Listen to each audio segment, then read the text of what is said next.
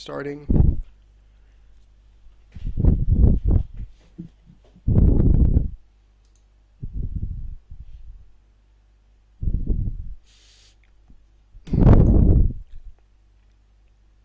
Okay, it's starting.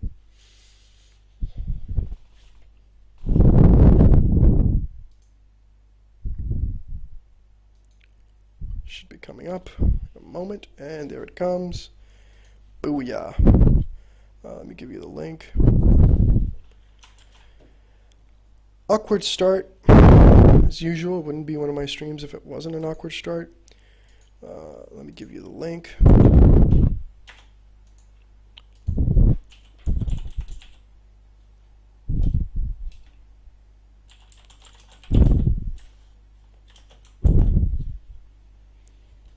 Did you get the link? So, okay.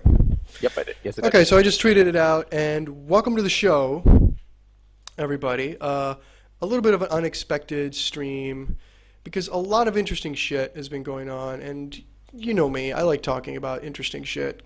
So a little bit unexpected, but John Kelly wrote another disastrous article, which has made a lot of people upset, so we'll want to talk about that. And quite frankly, I hadn't even considered doing this stream, to be honest, because I didn't really see it necessary. But looking at John's article and looking at a lot of things that have been happening lately, I thought it necessary to stream. But for now, let's just talk about how was your holiday season? Oh, it went over well. With family, yeah. Had dinner and stuff. Got a few gifts from a few people. It was nice. And what gifts did you get? What gifts did I get? Some clothes, some gift cards, other things. Just usual stuff. Well, I got a bunch of stuff. Like, for example, one of the most interesting gifts I got, and spoiler, I'm going to shill now, is a Roomba. I got myself a Roomba. Well, I didn't get it. My girlfriend's parents got it for us. At first I was mad because huge waste of money. Like, this is really fucking expensive for a stupid robot that cleans the floor. It did convince me after a while. Wait a second. It seems the stream's having some issues. It did convince me after a while. Wait a second. It seems the stream's having some issues. It seems to have bad health. Yeah? It's coming fine for me. It is too, but they're giving me a warning saying the current keyframe frequency is 8.4. Note that the ingestion... I would ignore... I think you should ignore it for now. It seems fine. Incorrect GOP, group of pictures. Oh, so it's a size thing. Okay, well, fuck that. We will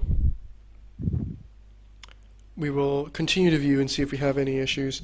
You know what? Let me play a little clip to make sure that everything is okay. The one that's in the description. This is going to be cut up anyway, so it doesn't matter. Let me know if this is coming in. It's a soundtrack of one song, except I'm doing video games. So it's not exactly a fandom. I'm not a fan of video games. I actually had to learn a lot about video games in the process of making this. What the hell did you just say? I'm not a fan of video games. Full of shit. You understand that? You full of shit. I'm not a fan of video games. I actually had... Did that clip come out through well?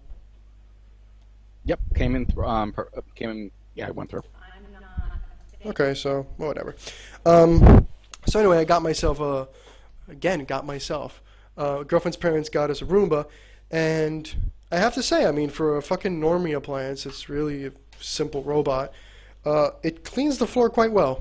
I can't fucking complain. It cleans the floor quite well. I, for one, accept our robot overrulers.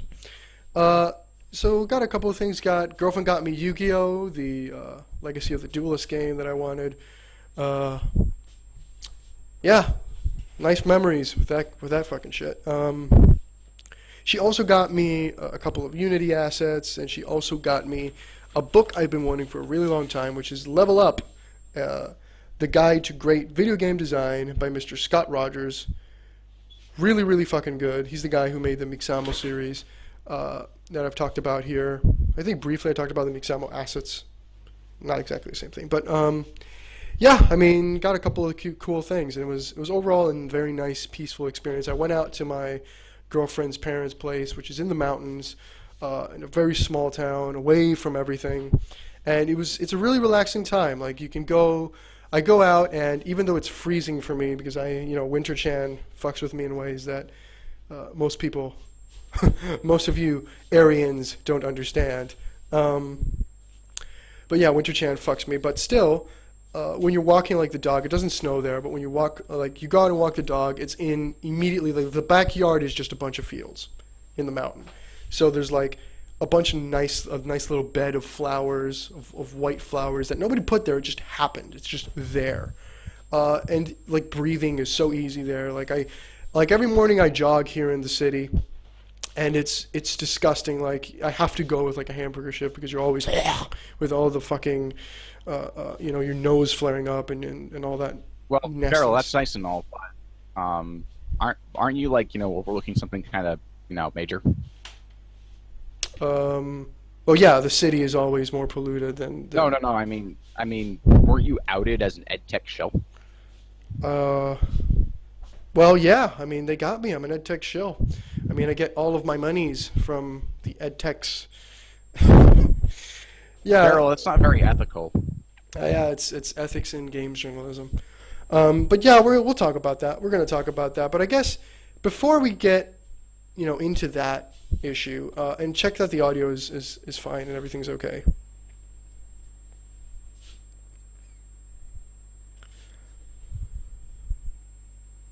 Yeah, audio check comes through. Okay. So and people in the chat, Twilight's here saying. He's saying fix my mic. Can people not hear me? You should be fine. I mean, when I listened to it, it came in perfectly fine. I'm not sure if it's his end or not. Probably his end. Yeah, only 3 people are watching because we didn't announce it. We just started, and at the current time, no one's probably around, and that's probably for the best. But yeah, we're going to talk a little bit about the internet and how it works, and cliques and clicks and all that wonderful fucking shit. And I wanted to start out kind of highlighting this video that Internet Aristocrat did back in the day, Mr. Jim, Mr. Metacore did back in the day. John, can you sum up that video real quick? Sure. The crux of that video that you're listening to is basically it shows how bloggers, social justice warriors, people who regularly use the internet for, to boost how they go on about the internet, and they play damage control for this Ania Sarkeesian after she came out and announced that she was not a gamer after this video, which pretty much solidifies that she was just in it to push an agenda. They basically go about and they make all these kind of sophist kind of arguments about how, oh, well, that doesn't mean anything, blah, blah, blah, and they do every single rhetorical trick they can to defend her and push her message. At the same time, these same people go ahead and prop her up as though she actually matters and as though she's some kind of a big figure. And this was back in 2013? Yeah, it was early 2013, before Gamergate, when Internet Aristocrat still had his channel, but was not as widely known as he is today. And it's actually one of Mr. Jim's most important videos. The reason being is that it highlights and shows how basically this whole thing with how this idea that people organically form themselves is a lie. They basically just network together and they create these kind of just all support each other in order to boost up their profile and push whatever message they want, which is almost always one for personal gain. It's interesting because it's kind of like the manipulation of the normie. Normie is kind of like is a natural resource for the internet. And the thing with normies is that if you get them interested, if you get them, more importantly, outraged, you can pretty much control them and you can prop up certain individuals. And I want to talk a little bit about this because people have seemed to believe that this is only true on the almost mythical SJW side of things, which is really just liberals. I hate that word. I always hated that word. But they think it's only true there, and that's not really the case. This is actually how the internet works. Now, what you do is usually when you have a scandal, and we're going to use Gamergate as an example since it's clearly the easiest common thread that everyone here has. you have a scandal, like Gamergate, for example. Now, the scandal causes a bunch of outrage, and it usually has something to do with some identity. Now, let's put that to the side real quick. Let's add to the fact that we are millennials, all of us. Okay, if you are born after the 1980s, some people get autistic and say 1983, 1984. But if you're born after the 80s, you're a millennial. Okay, if you in one way or another, maybe you didn't grow up with participation trophies, like I didn't get a participation trophy, but I did see the younger classes start implementing that kind of shit. But you were affected by this. And the thing that affects all of us, every single one of us, you, me, viewers, everybody, is the fact that we grew up, in an environment that told us that we could have an impact, that we were special, that anything you put your mind to, you could do. Now, in and of itself, that's not a negative thing. The problem is that depending on how much you got that, depending on how much you were protected from failure in particular, the worse off you are at an older age. And what it's caused is a generation of narcissistic, egomaniacal people who, when thrust into the real world, can't figure out, well, wait a minute, I'm not special. Wait a minute, I don't matter. And when they see this kind of shit hit them in the face, they don't know what to do. Which is why you have things like depression rates going up, which is why you have so much of this SJW, quote unquote, mentality where, oh no, somebody's oppressing me, someone's doing something to me. It's because all of these people are joined together by the fact that they believe that they're special, that believe they can have a super fucking impact on the world around them. And then when they get out of college or get out of school and they no longer under the protection of their parents, they realize that isn't the case. So let's put these two things together. You have a generation of people who believe that they are extremely fucking important to the world and that they are the superstars of their own little universe. And put next to that a scandal or something that attacks an identity. And these people can easily attach and they will follow the herd. And an example in which that happened was Gamergate. Okay, if you want to go out of Gamergate, the whole Hillary phenomenon was another example. Liberalism in general fucking feeds off that stuff. But when you combine these two things, you have a lot of potential to not only make money, but manipulate masses to do what you want them to do. So Gamergate in particular, you had a scandal, a real scandal, something that really did happen, that was magnified and turned into an attack against an identity. Combine that with the fact that you have the people who are under attack, many of which are socially inept, many of which are millennials, as I just described. They felt that they were personally attacked and they felt that this was fucking with their lives.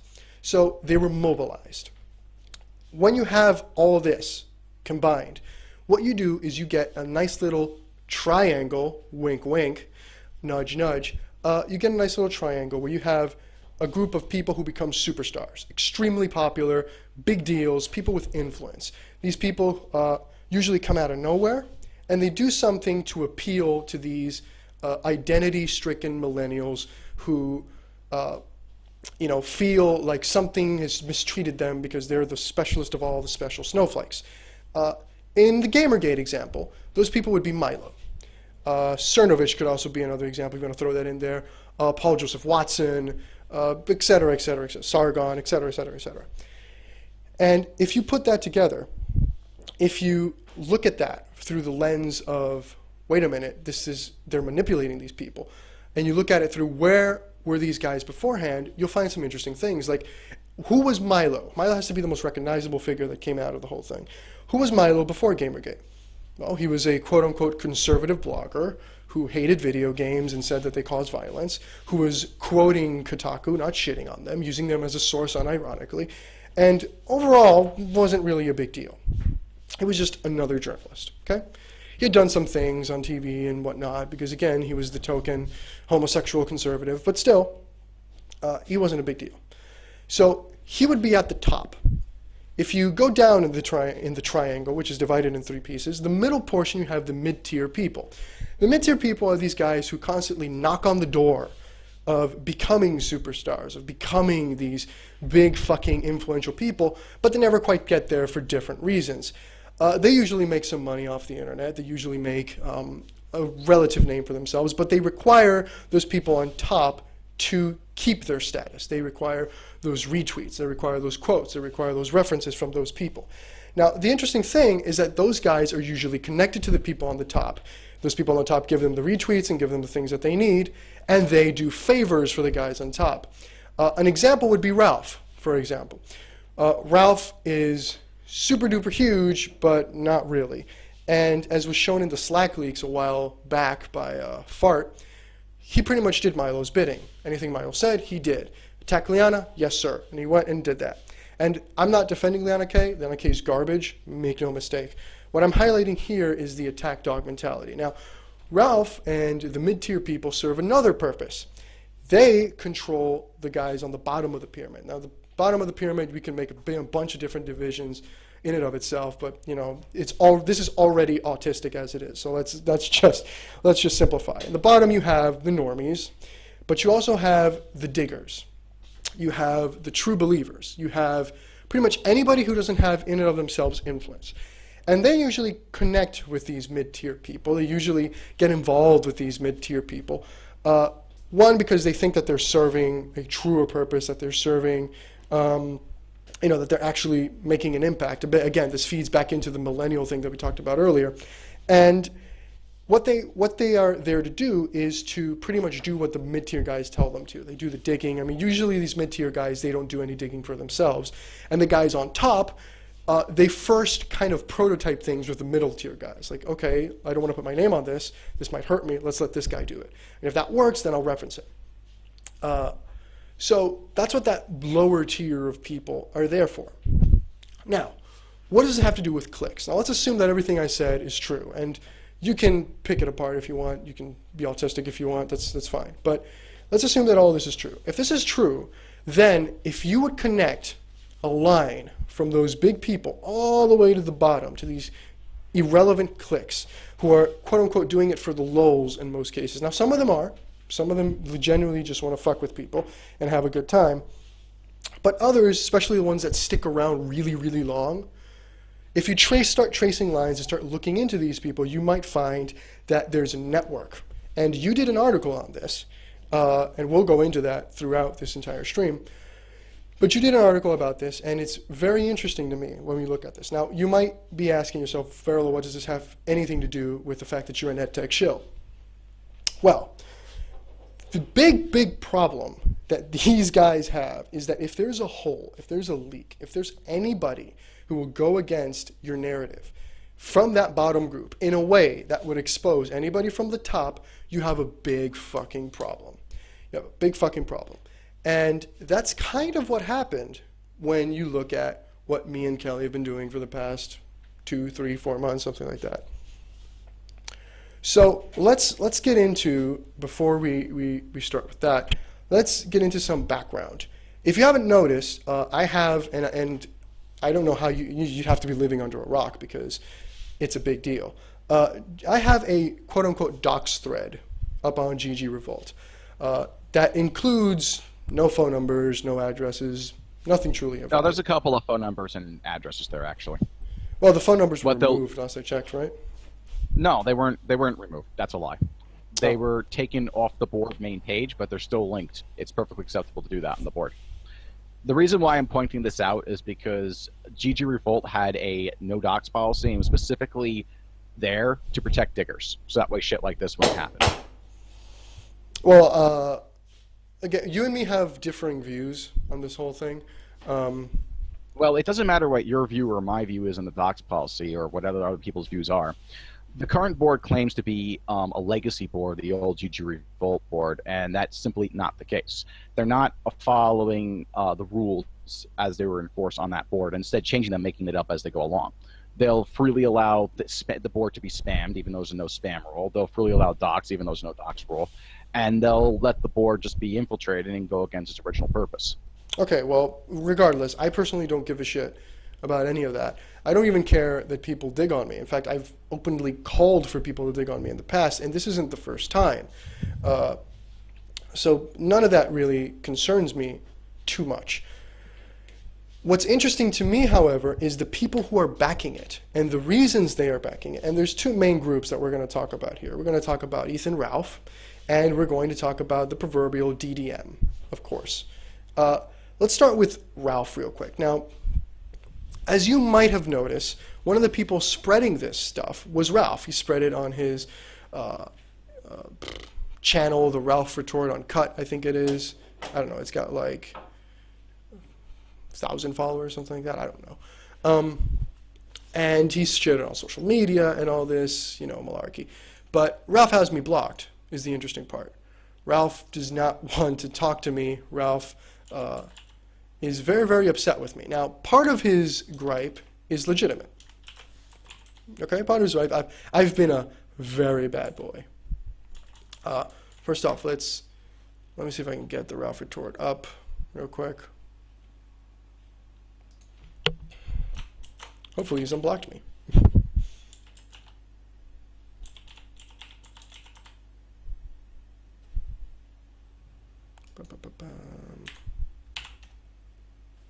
There it is. Mr. Verified himself. Oh no, he hasn't unblocked me. Pity. Absolute pity. Well, oh well. Why was Ralph interested in this? Well, to understand why Ralph is interested in this, you have to understand two things. You have to understand why him and I don't see eye to eye right now. And you have to understand what Ralph's whole shtick is built on. Mr. Fuck being nice, all that. It's built off of the illusion that Ralph is this really, really big deal. That he has all of this fucking influence. Remember what I said about the mid-tier people? Now, let's first off, everybody knows that Ralph doesn't like Kotaku in Action because they archive his fucking posts and he can't make money off of it. What a lot of people don't seem to remember, however, is that Ralph has his own little fucking subreddit that he created. He doesn't care about Reddit, clearly. He doesn't give a shit about Reddit, but he has it. Give me a moment and I'll pull that up.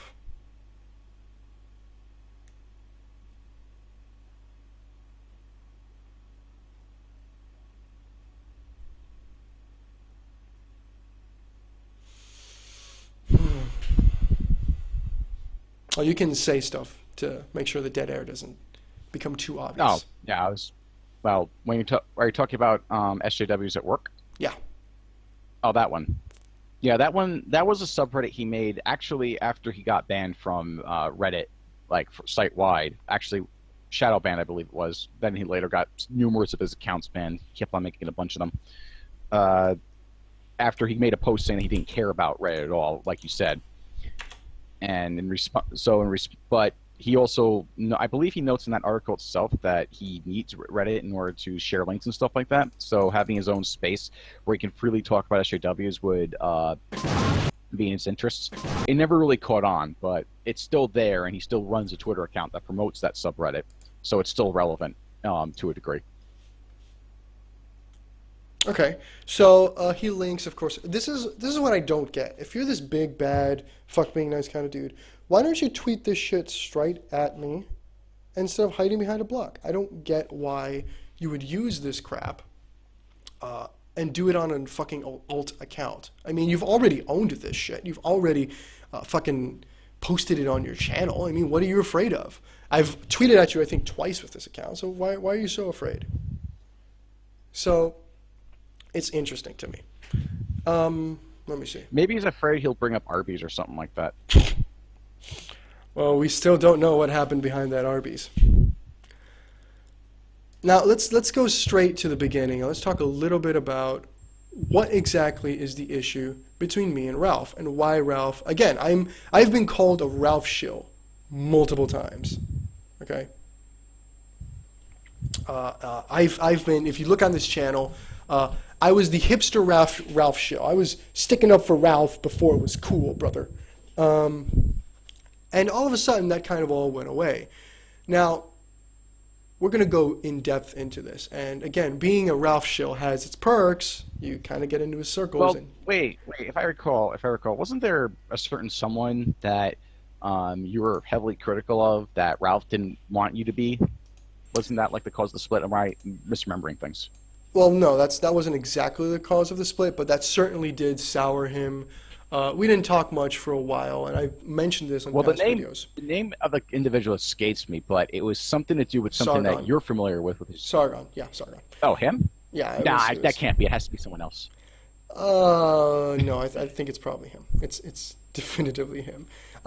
Which, as you can see here, he's defending Sargon, which is interesting to me because Sargon was one of the few guys who got away with shitting on Ralph. I mean, I'm talking really shitting on him and his site.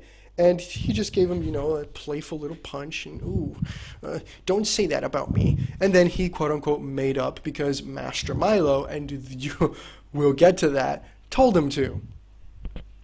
But let's Are go. you saying that Milo is just going to be this guy who comes in when things are in danger and make sure everyone knows how Everybody plays their role. Yeah. That everybody plays their role. It's almost like Milo wouldn't do that, would he? It has a lot to do with the pyramid we were talking earlier, the triangle, if you will. So in this conversation, a bunch of it has been deleted and a bunch of it disappeared. Basically, Nora is talking about she's talking about JG Talks. Okay, they're talking about JG Talks with Fuck Your Religion, which is Lucifer, and I pretty much say. And we're missing it from this tweet because we have to piece shit together because things have been deleted since then. I wonder why. Maybe it's to push a narrative. The full conversation, I believe, was archived, but the way that some conversations work, people don't really thread their tweets and mainly talk about Ralph here. And it was done in such a way that basically certain context is lost as a result because, instead of replying to your same tweet over again, you make multiple replies to the same one. It gets annoying.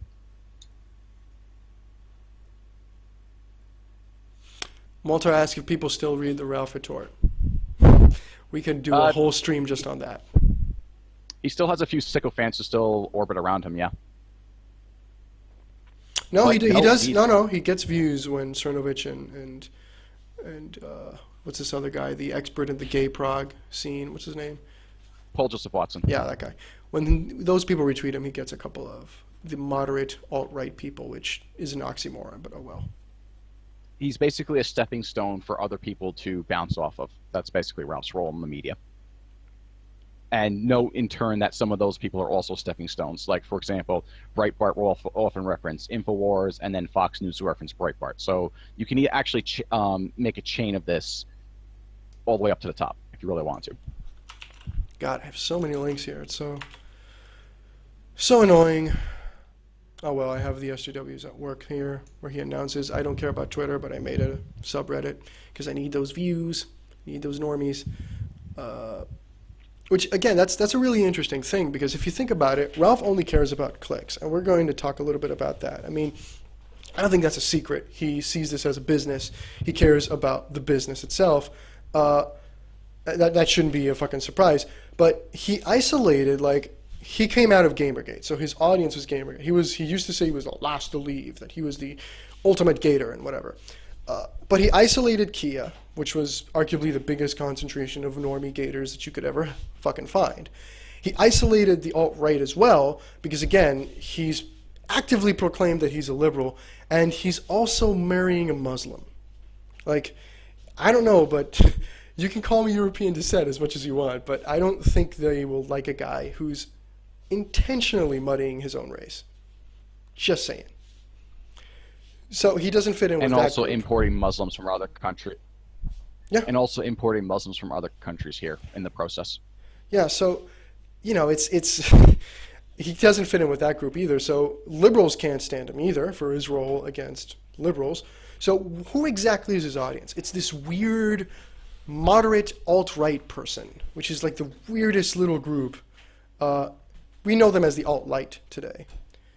And they're not having a good time because they're getting their shit kicked in. The other terms that they go by is New Right, sometimes spelled NU for obvious reasons. Kind of a play off of the new male stereotype.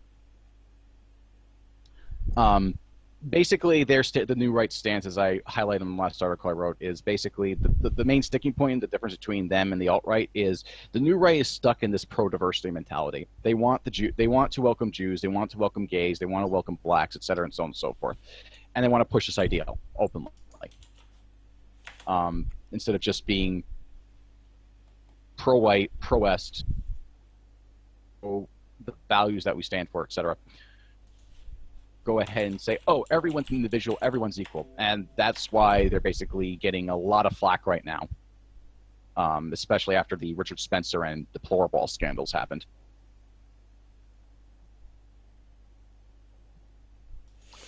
Moltar in the chat says Ralph never talked about the alt-right. GG is pretty much loathed by the alt-right and considered a spin-off of the Manosphere. No, Ralph is never talked about in the alt-right. Not that he never talked about it.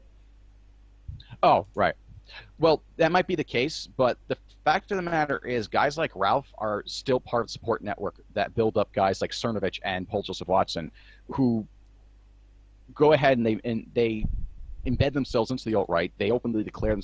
In fact, both Watson and Cernokike declared themselves. Cernokike quite explicitly to be part of the alt-right, and they go ahead and they turn on them. So guys like Milo and Bill Mitchell, who basically befriend the alt-right, and then they'll just basically decide that, oh wait, no, I'm not. I wouldn't go that far, and then they basically present what they are, and then in Bill Mitchell's case, they'll openly attack them and try to get people who are associated with them fired. You can't just ignore an element that is the problem. And another reason why this is still relevant as far as the alt-right is something that I thought about bringing up in the article, but decided to hold off on that for now, is Beardson, popular alt-right figure, recently went on with the Ralph retort. And while he did do a good job of making a fool out of Judgy Bitch, who decided to openly proclaim that black 12-year-old kids should be having sex with one another, which, by that, go ahead. He didn't do anything against Ralph. He was very soft on Ralph, despite the fact that openly... Oh, sorry about that. Which part was cut off? It's not that you were cut off. It's more that you were coming in pretty shitty. All right. Do you want me to just take it from the top then? Yeah. Okay. The last thing I was talking about was Beardson, or did I cut off, or was I lagging before that? A little bit. All right. Well, when it comes to Beardson, I think Beardson made a huge mistake by going on the Ralph retort, because basically what he's doing is validating him and promoting him as a good platform to be on. At the same time, Beardson has been hugely critical of Cernokike, yet Cernokike and Ralph are married to the hip, and they depend on one another. Then you can't just go ahead and say, oh, well, this guy's cancer, we need to cut him off, and then go ahead and support another guy that's helping that cancer fester and grow. It doesn't work like that. And until this is realized, until you realize that the reason why these people aren't ever gone is because people just keep on promoting one another, the process will just keep on repeating itself.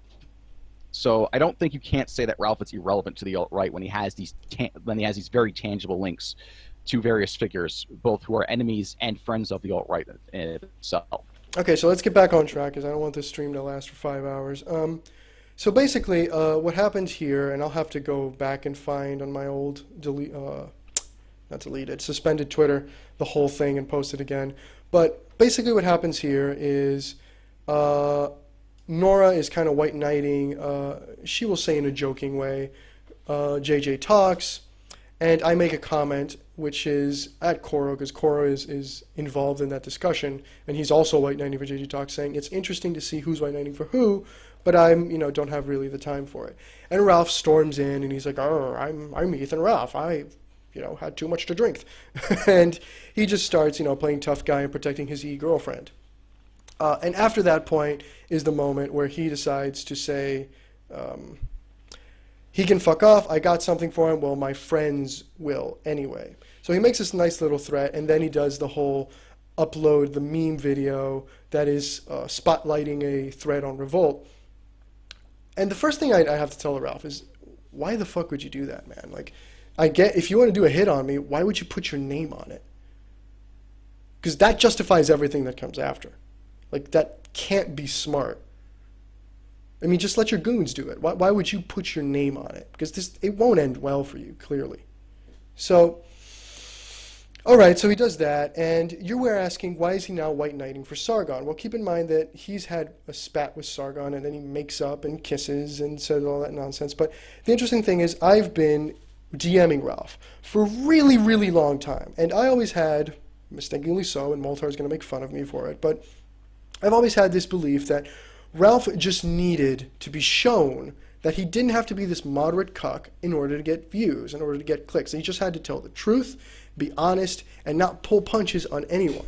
That he could actually do the fuck being nice thing. And this was back in the 30th of October of 2015. I have way too many fucking screen caps of these DMs, but this one will do for this point. And basically, this is when his whole feud with fucking Sargon is going on, when he writes the whole the price of speaking your mind shit, where he paints himself kind of as a victim, that Ralph's attacking him. I say, no matter how nice you play with them, or you give people like me the time of day, you will be the enemy. By they, I mean Sargon, for instance. And it comes true. It comes true, and Sargon shits on him, and he makes an article, and I say, okay, at some point you're going to have to stop pandering to these guys that don't even like you, even if they pretend to. And Srand, nice spelling there, Variloh, and stand with those of you who have stood with you, not because you are useful to them at the moment. And he says, yeah, that's pretty much true. I think I took shots in this one, though. I need retweet support. And it's not the first time he asked for retweet support. Again, Ralph is a big deal. On this one as much as possible. I still have to play public relations, so I couldn't come out and dump on him all the way. Some of his fans are my fans, but I think I was pretty strong rebuke. Of course, I am biased, low. And I tell him it was pretty not strong, brother, but whatever. This highlights two important things that I want to kind of show from this DM. The first one is he actually thinks he has fans. I didn't know journalists had fans. I thought they had readers or whatever. But the second part is how he doesn't want to go after Sargon because they have overlapping people who like them. And that means risking losing viewers, henceforth losing money, and losing influence and importance. So Ralph places a lot more importance on how many people are reading me at the time than the truth. And even when under attack, a fucking big attack, he goes apeshit and does a soft article on him. While people who don't have influence, like myself, like Colta Vivian, like all these, who's garbage, by the way, all these other people that he picks feuds with, they're specifically so he can write articles. They're specifically so that he can get clicks. He does this on these people because they no longer pose a threat. And by shitting on me, the guy who proved that Sargon was full of shit and didn't give a shit about game dev, he literally said that. I can't get over it. He literally said that on my stream. He kind of gets his way back into that little circle who already isn't a fan of his. Now, the issue here, I'm not going to take down Ralph. I can't take down Ralph. I couldn't. He has too many loyal supporters. But the thing that Ralph isn't looking, the thing that Ralph doesn't understand is that the second that he's no longer useful to them, they'll sell him up the river. They already have started. Okay? He gave Ian Miles Chung the light of day, and what did he do? Wrote a fucking article shitting on him. And when he finally goes to jail, he's going to come back and find that things are not how we expected them to be. You still there, John? Oh yeah, I'm just letting you finish. Okay. So that's the first thing I want to show about Ralph. Now, as you guys know, he had an issue where he said his friends were going to take care of me, brother. Let's take a deeper look at Ralph and how Ralph functions. I wanted to highlight the Slack leaks because that's really important to me. Talk about the Slack leaks, John. The Slack leaks? Yeah. Well, what's interesting about the Slack leaks was people always were focusing on all the wrong things with that thing. Because what they were focusing on was, oh no, they're planning on doxing people, which is basically just using search engines to look up information on people, which, yes, you can, which, again, you can say, oh, well, John, didn't you say that, it was wrong for GG Revolt to start doxing people? Well, that's because there's a level of nuance you're not applying there because you probably have autism. They also complained about them making jokes about suicide and stuff like that, which is, okay, so what, whatever. But the thing that really didn't get highlighted was the connection with Breitbart, where there was people who worked for Breitbart in that Slack leak, in the Slack chat rather. And on top of that, there was also a major thing that didn't get focused on, which is the thing you brought up earlier about Liana K. Now, I don't have any real respect for Cernokike either, but basically Milo is proven to have used Ralph as his own tool to go ahead and do his dirty work for him. Like, that was the thing that would have, if that was scandal, if that aspect of that scandal was the one that was focused on, instead of all this other unrelated shit, then Ralph would have been done. He would have lost all credibility at that point. Because why is he going about telling people that they're guilty of collusion and stuff like that, and then he himself colluding with Breitbart? And for that matter, why isn't Milo done after that point? I mean, he should be done for 1,000 different reasons. The guy has, or even before Gamergate, he was cancer. I mean, everyone seems to forget about the Colonel scandal. Whenever it's brought up, everyone's like, oh, well, you know, it's okay that he didn't pay off his writers and he got taken to court over it. But it's just another example of how these people can just keep on getting to scandal after scandal after scandal and still get credibility, even when the allegations are proven and damning, you know? Right now I'm showing, keep talking, I'm showing the logs on stream. And again, everything that we use and everything we don't use, that we're just skipping for time's sake, will be in the description when the stream is over. And we will cut the stream into its important pieces. Phil asks in the chat, didn't that case get dropped or something, or is it still going? I don't know the specifics about the Colonel case, but what I do know is that this is not an isolated incident. If his writers weren't able to get reparations in court or whatever, the reason why I believe that it doesn't change the fact that he didn't pay off his writers, just like he didn't pay off his interns with when BuzzFeed wrote that article. Why they chose April 1st to release that article was, I guess, because there's a connection between BuzzFeed and Breitbart, which I could go into some other time, but you can tell that it's there. They constantly play off of one another, and they'll even promote each other on occasion, and nobody seems to have called this out. I don't know why, but people seem to be okay with this heavily liberal clickbait organization networking with this heavily right clickbait organization. Aren't they supposed to be on two opposing teams? I just don't get that.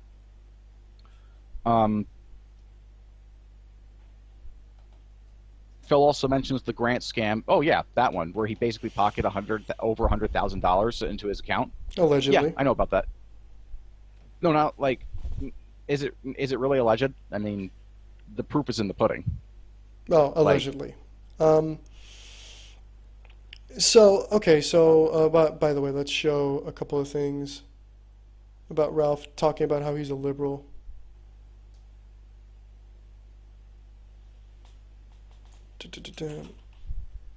And again, the Nick, do you have a full link of the whole Slack logs? It's not in the GoSpin. A full link to the Slack logs? I don't think a full link to the Slack logs has been made available. Okay, well, we'll just leave the links to Fart's stuff. We got 3 or 4 of those in the description so people can check that out. Here you have Ralph back in 2015 claiming that he's a liberal. You had it in 2014 as well, but we're not going to show that. That's a little too back into the dizzy. So what are we trying to get across with this entire mess? Because we're about to show something that you haven't seen, something that is new. Ralph had his Slack pretty much dumped by Fart and apparently Ivy Clover. He wrote an article about it. We're going to look at that, where basically he showed that he was in bed with Milo, to the point that Milo would tell him jump, and he'd jump. Again, the big deal like Ralph, doing what Master Milo tells him what to do.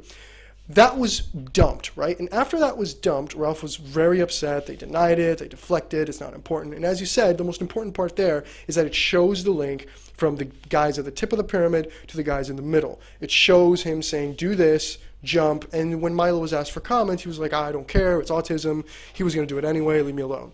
And after that point, Ralph and Milo kind of lost contact, or at least that's the story we're sold. Specifically from Milo's side, because Ralph still worships him every step of the way. It's interesting, though, because in the articles like the cultural libertarian stuff, Ralph wasn't included, which would have been a boost for his site, but he wasn't included.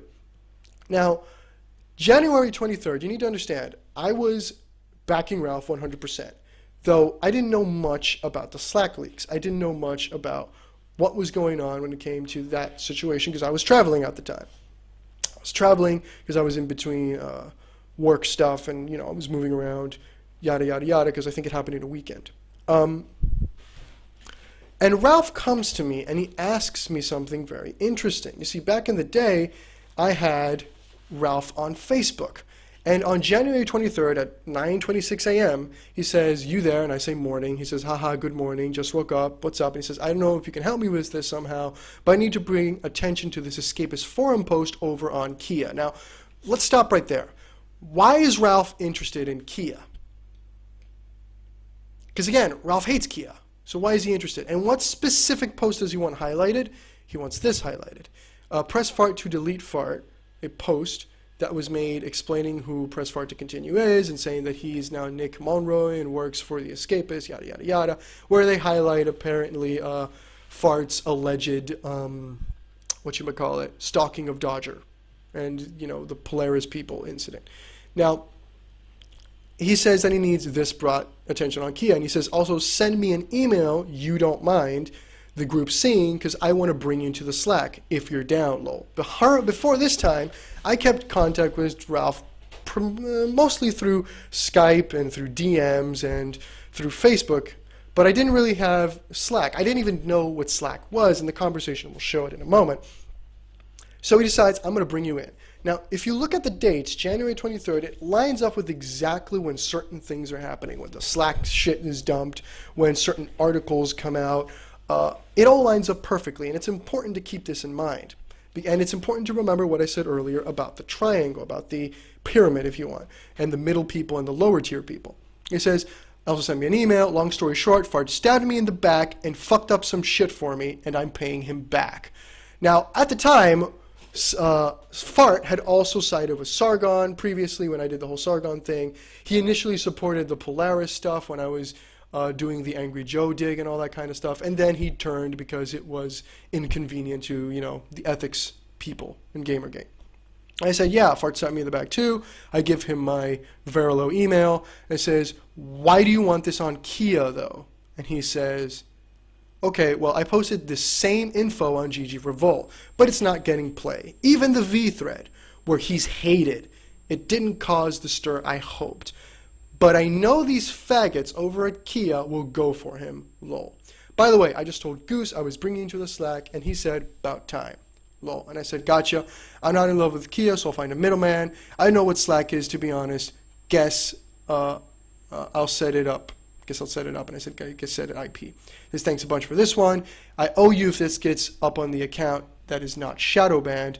And also Slack runs in a browser window. It's not hard. Kind of like Super IRC thing. I say, I see. And he says, it's a mobile app and a standalone PC app, but I just run it in the browser. And he gives me a link to Slack and the ultimate guide to Slack. Now, this is the part where people will start saying, well, Variloh, you're a liar. This is all faked. This is all an attempt to shit on Ralph. Okay. This is the email that I got telling me to join the new Slack group. This is the post-release Slack group. We created another one. And this is the invitation that I got into the Slack group. Now, before you say, well, that's also false. I mean, you did this in January as insurance. None of this is real. Well, here I show you another email that is from the Slack group, because Slack gives you notifications every once in a while, and that's going to be very interesting for future streams, because even though the Slack is gone now, and I'm no longer in it, and I was kicked on everything regarding Ralph, you still get some notifications, and that will be fun in the future. So here you have notifications from Kill Team Chat, you got Guitar Anthony, you got Nora talking specifically about me, and, you know, there you go. So that's evidence enough that I was in the Slack group. Did I lose the thing? Where is it? Here it is. So I say, I check it out. What specifically about the post do you want highlighted? He said the escapist has hired notorious fart bandit, but link to the thread, maybe through Stalker, throw Stalker in there somewhere, I don't know, lol. Mainly I just want eyes and attention on this. And I'll say, I'll do what I can. When was he hired? He says October. I say, okay. He says, appreciate the help a ton. All my outs are shadow banned. All my outs are shadow banned, and you have to subscribe for a few days before your posts are visible. I think I'm shadow banned too. I'm going to see if I can call in a favor. Now at this time, keep in mind, and again, Moltar is going to viciously rip into me for this, but I thought that Ralph had the best intention at heart. I thought that Ralph, in the end of the day, had a bottom line, that it wasn't just about money. And Fart was a fucking cuck. So I'm like, okay, this clearly has a reason, a real reason to be, that he's highlighting old shit. Well, unfortunately, and if you look at the end of the whole thing, I ask him, what exactly did he betray you with if there's a TLDR? And he says, can't say. I will tell you one day relatively soon. Rest assured it's something major. Lol. And I'm like, okay. He never does tell me explicitly. And when I start looking into it, it turns out that maybe my assessment of Ralph wasn't correct. Maybe my assessment of Ralph wasn't 100% legit. And maybe I was wrong about him. So I look at this whole thing now in retrospect, and when you look at the final piece of this puzzle, when you look at the final important event that happens to this, you'll notice that everything starts falling into place. Specifically, it's the article that Ralph wrote, and let me get that up real quick. He writes two things about him. He writes this and says, speech Nazis will never drive me under. It's interesting how he uses Nazi in a derogatory way while at the same time kind of appealing to them, and it's weird. But in the last couple of days, I'm just going to read the first paragraph. In the last couple of days have been very interesting. People thought I thought were my closest friends stabbed me in the back and released private chat logs and took those logs out of context and invented meaning where none existed. There even was accused my girlfriend of uploading child porn. This has nothing to do with the so-called trolls in my group like Wild Goose and Pterodax. No, it was orchestrated by the Ivy Clover and Nick Monroe from The Escapist. Press Fart Bandit. Then implemented by one other leaker. This is not 100% fact, not speculation. The trolls have more honor than any of these people, the folks, blah, blah, blah, blah. Ignore this shit. If you continue to read it, this guy actually paints himself as the victim. And the reason why he wanted eyes on all of these things was so that people would shit on Fart and take attention away from the fact that he was colluding with Milo. Notice that he doesn't even mention Milo in the whole thing. He says, well, they accused my girlfriend of being a pedophile, which is a nonsense accusation, obviously. The important and the meat of it is the connection with Milo during this whole thing, but that isn't highlighted. So the question I now have for you is, here you have a guy who admits to posting information onto Revolt, to posting information onto different places, of having multiple accounts on Kia, of having a desire to get eyes on certain things. Here you have a guy who is trying to create artificial interest of something that happened 4 months ago, all because he's angry. And in a way, rightfully so, the Slack shit was leaked, and while, you know, you can kind of spin it in Fart's favor, saying that, you know, it was his coworker that was in danger, and he had to whistleblow on this whole thing. Let's be honest, that's not really what was going on. So neither of these two sides are, the quote-unquote, the good guys. But if you look at this, and you look at the explanation I gave earlier, and you start questioning, here you have a guy who's putting attention on something, who's creating fake news in order to push a specific agenda and deflect away from a certain thing. So how can this guy specifically with a serious face say, oh, fake news is just bullshit invented by liberals, when he's doing this kind of shit? I mean, it's the same argument of how this guy can post articles on his site shitting on Black Lives Matter for saying mean things about the police when he attacked the police and is going to jail for that same fucking thing. I mean, that's hypocritical too, but if you ask yourself, is this the first time Ralph did this? Is this the only time Ralph did this? No. But we got to save things for next streams. We got to save things for the future if necessary. Now, the question that What? Go ahead. Are you saying that Ralph makes fake news? That's just a conspiracy theory made by the media. Well, clearly it is a conspiracy theory. Now, to be fair, Ralph is more about quick hits than he is about the news. And by quick hits, I mean one paragraph of 16 images. I mean, it's not like, you know, Paul Joseph Watson was outed by Daily Beast of publishing a story that was complete nonsense, where Hillary Clinton was going after bronies. But all right, let's take this back a little bit. Let's de-escalate a little bit and go a little bit into something else, because I haven't been 100% honest. I didn't show you the entirety of why Ralph is mad at me. That first thing was enough for him apparently to get Diggers, quote unquote, working on me, which again, that kind of ties you to the thread, Ralph. So, and then you promoting it and spotlighting the video that was allegedly made by Dan, all that shit ties you to them, Ralphie. But here is another interesting little nugget. Shit, did I minimize it? Yep. Okay, so here's another interesting little nugget. Now, back in November, approximately, there was this big meme going on in which Ralph's mom was getting shit on because she was sick, and they were saying that she was going to die and all that other stuff. And it just looked very weird to me because the accounts that were doing it, they seemed a little bit familiar to me. So I point out and I say, the whole Ralph dead mom angle might be an attempt to boost his dying site. If it is, expect to see him talk about it. He might even tangentially apologize about the fanging if this is a boost attempt. It's aimed at Reddit. Groundwork has already been laid a while back where he writes a dear, heartfelt thing about his mother. And I say, don't be surprised if Ralph magically finds someone to feud, quote unquote, with. He might be strapped for cash, and those articles sell. It will allow him entry into previously banned places like Kia if the person in question is a persona non grata. Myself. Last but not least, he says, see, allegedly under siege, yet he finds time to try to spin that I'm under attack on the Tarate angle, brother. And here again, you have this whole, I'm part of the alt-right, I'm part of the Trump people, I follow the Trump people, we don't want to be called Nazis. By the way, a Hispanic Nazi's attacking me. I mean, how can you, on one hand, call people Nazi, and granted, this maybe isn't to me, there are a lot of Hispanics around there, but how can you be taken seriously when your first attack, and this is a pattern with him, we saw it with the speech Nazi, is to use the buzzword Nazi. I mean, don't you surround yourself with National Socialists?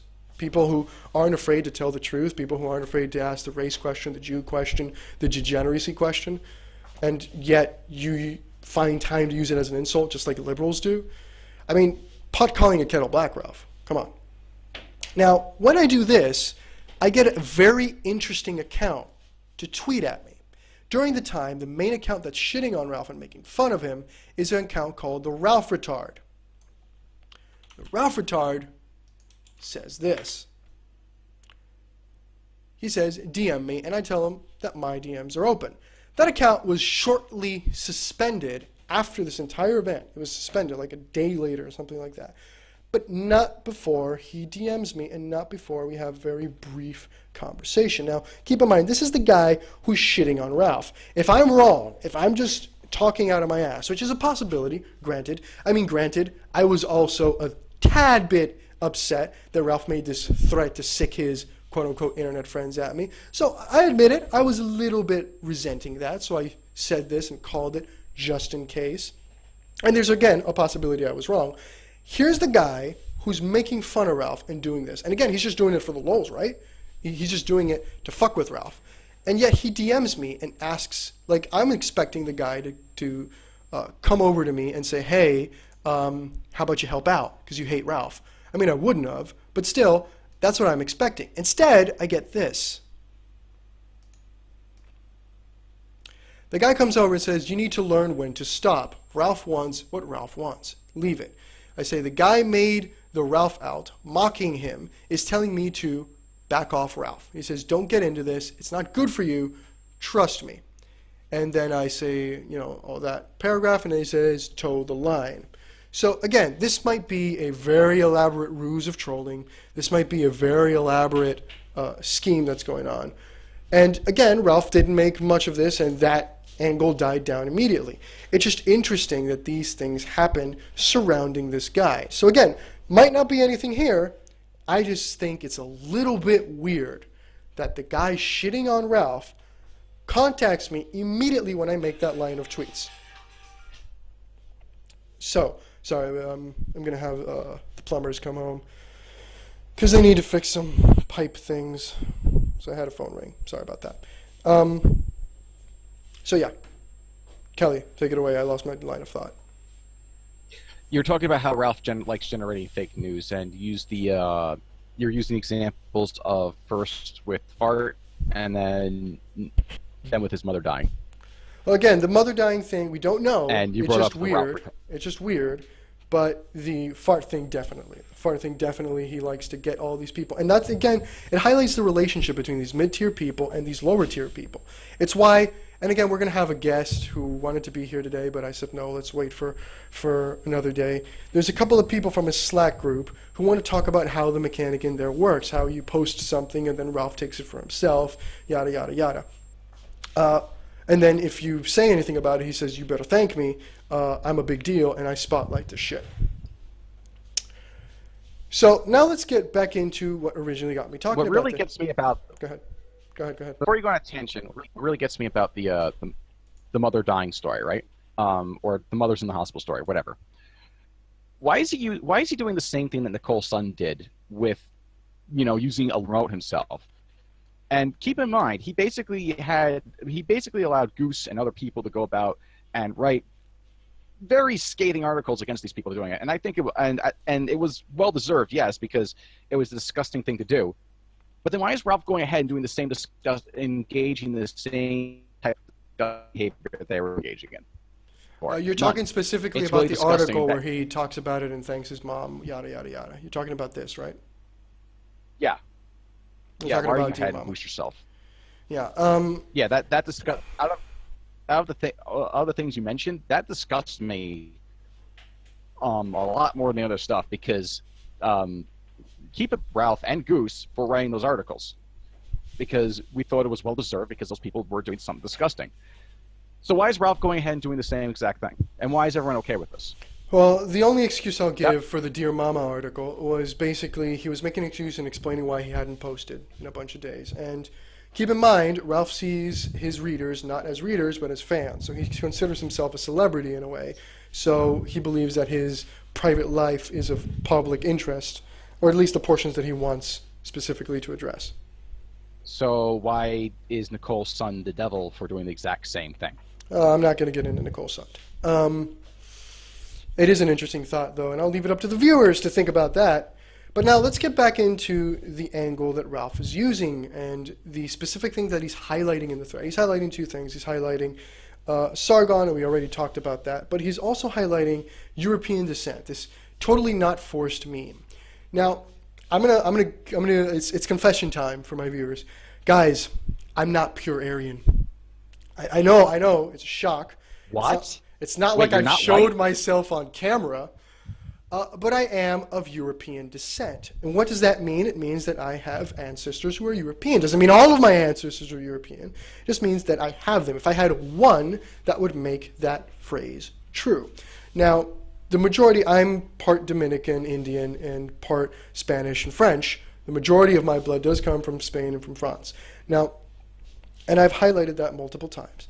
Now, here's my question, because there's a lot of you who disagree with my stance on race mixing and my refusal to call it degeneracy. Let me just give a quick summary to that. My issue with the whole race mixing thing is, yes, I agree that importing different types of people from the world is a bad idea. No one will debate that. But the problem I have with this, let's do a Me-23, is it? Me-21? The thing where you do the biology test and they tell you exactly what percentage you are of everything.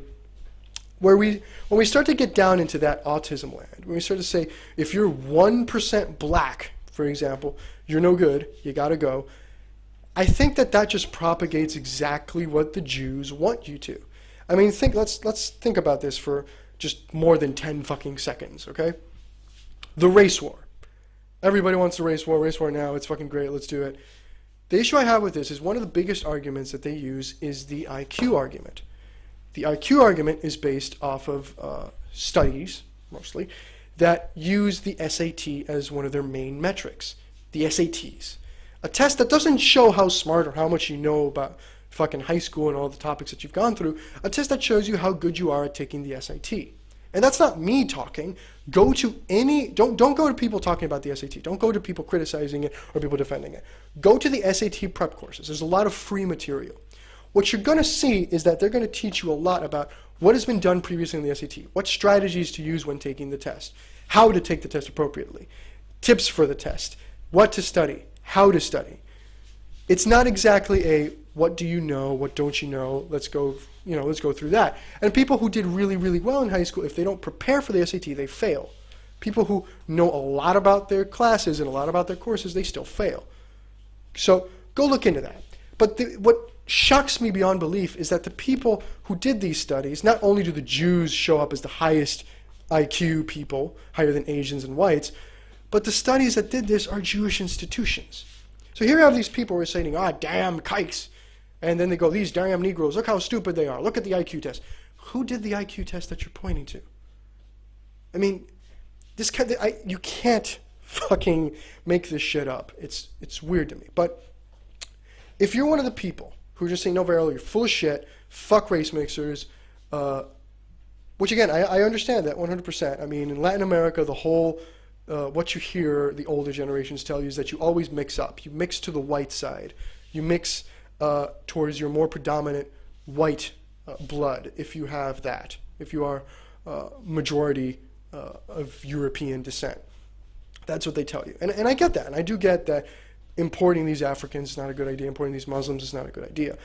All that is not a good idea. But if you still disagree with me, what I did is I went to Spain and found myself a Spanish woman who I'm probably going to marry, and I'm going to probably stay here and probably have kids. Maybe we'll move somewhere else.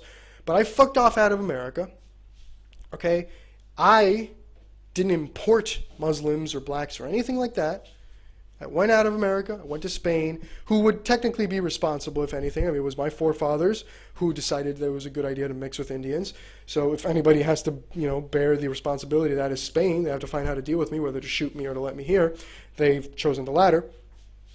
I fucked off. I'm not fucking up America. I voted for Trump. So I did my part, all without fucking anybody over.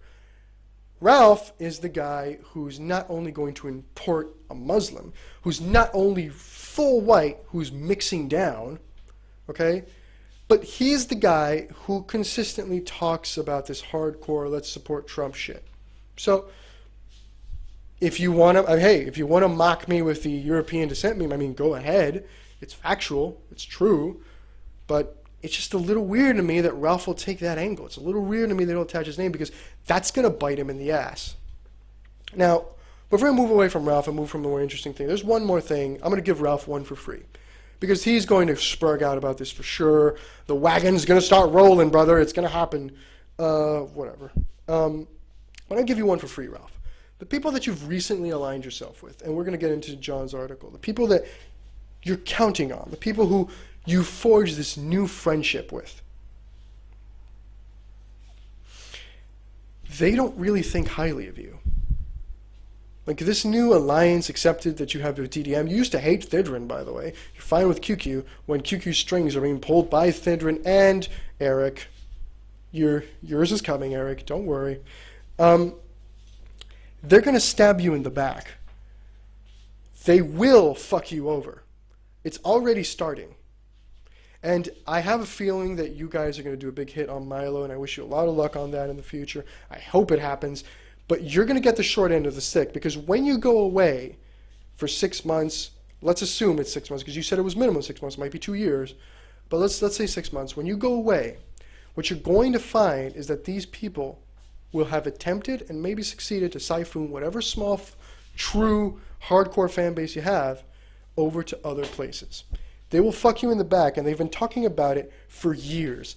I've been in their groups for years. I've been in their perfect cells. I've been in their quote-unquote triangle DM groups. I've been there. I was one of the few guys who was saying, no, Ralph is cool. He'll do the right thing. These guys wanted to shit on you from day one. So I'm giving you that one for free, buddy. You're not going to listen to me, but whatever. I'll just point back in the future. I'll come back and say, told ya. So, let's talk about your article. John. Okay, let's get into that. So, I saw your article. I haven't read the whole thing. I've only skimmed through it because you posted it relatively late last night. And this is kind of like an important weekend for me. So I've been busy with other shit. So give me a highlight, and I'll put it on. A highlight of the art. Okay, basically the article was something I was planning on for a while, which was basically going after the hypocrites on the alt-right, and basically pointing out how they're just opportunists who are just in there for a quick buck, much like a bunch of opportunists latched onto Gamergate for a quick buck. And as a matter of fact, I think that all the people I mentioned actually have crossover with Gamergate, which is the funniest thing. It's pretty much this group of people moved on from one happening, which was this Gamergate event, to another. And like you said before, it's about latching onto some kind of a, I believe you said before, latching onto some kind of a scandal. So basically, these guys are a bunch of people who basically take to the news and spin narratives and promote lies, get them promote scams and schemes and stuff. Okay. Whenever one of them gets criticized or called. Well, let me just start asking you questions. The first thing I want to ask about is this graph, because some people have called it autistic, and I don't know if I can say it isn't in a way. But explain it to me. Well, if they're going to call it autistic, they may as well just call everything autistic. It's just don't defend that. people Let's not just get into it. Don't defend that. Let's just get into it. So, question. The first thing I notice is, okay, you have Milo, Ralph, PJW, VoxDay, Cernokike, QQ Media. The first thing I can say without reading the article that offends me a little bit is, why isn't there a blip for Sargon here?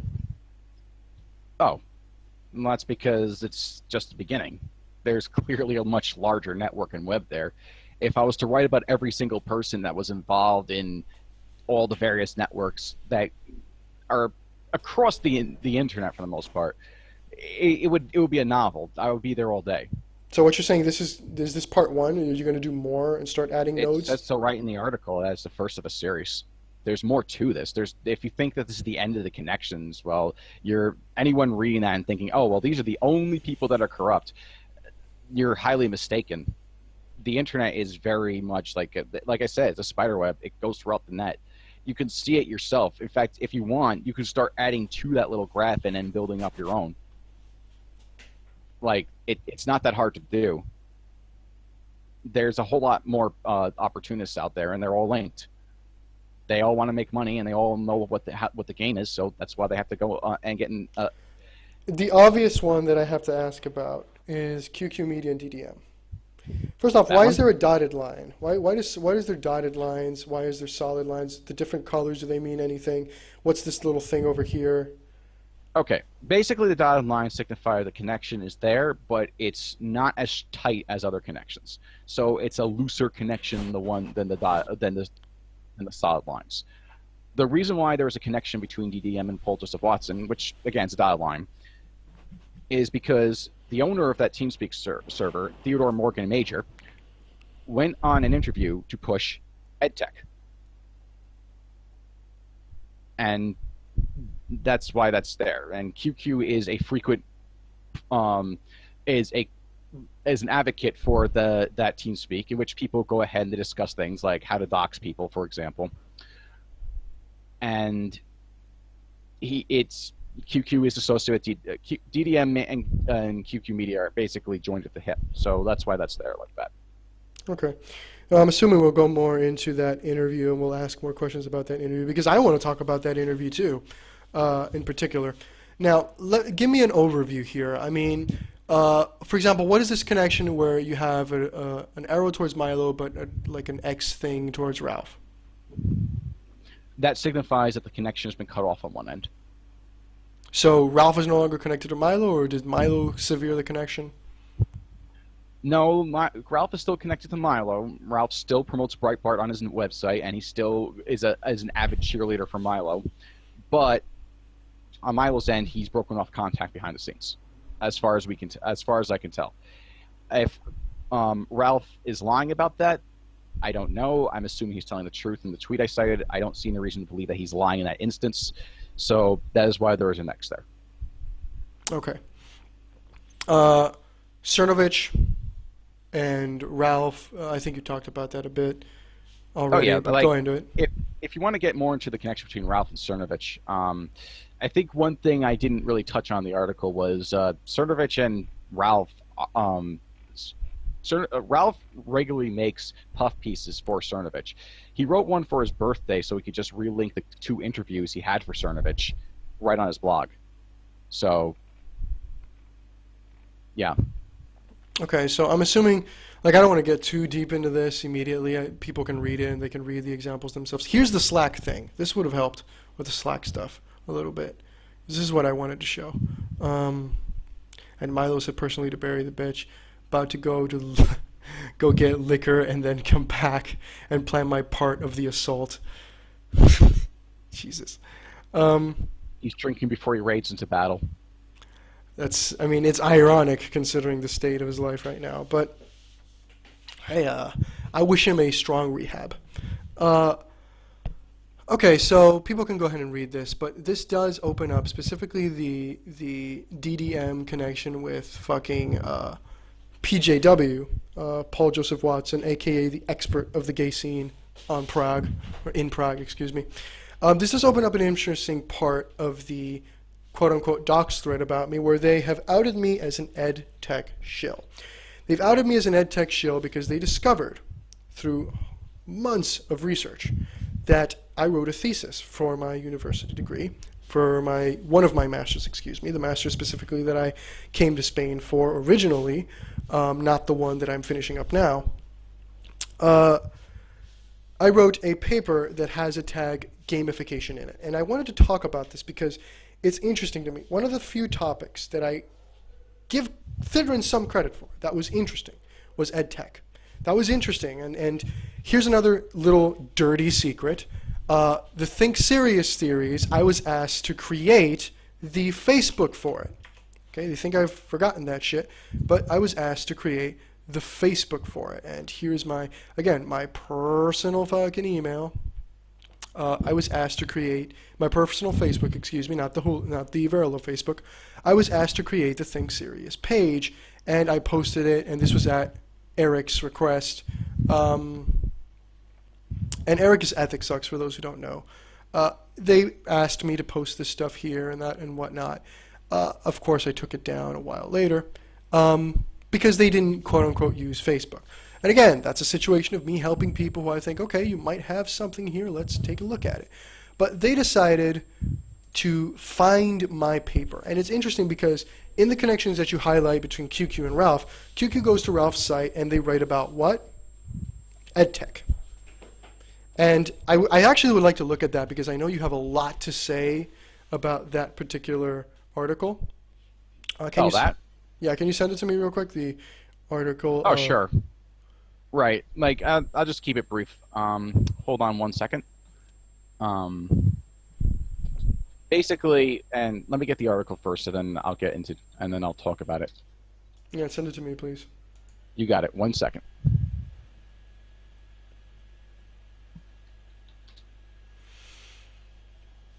I apologize. I lost my notes for a second there. Okay.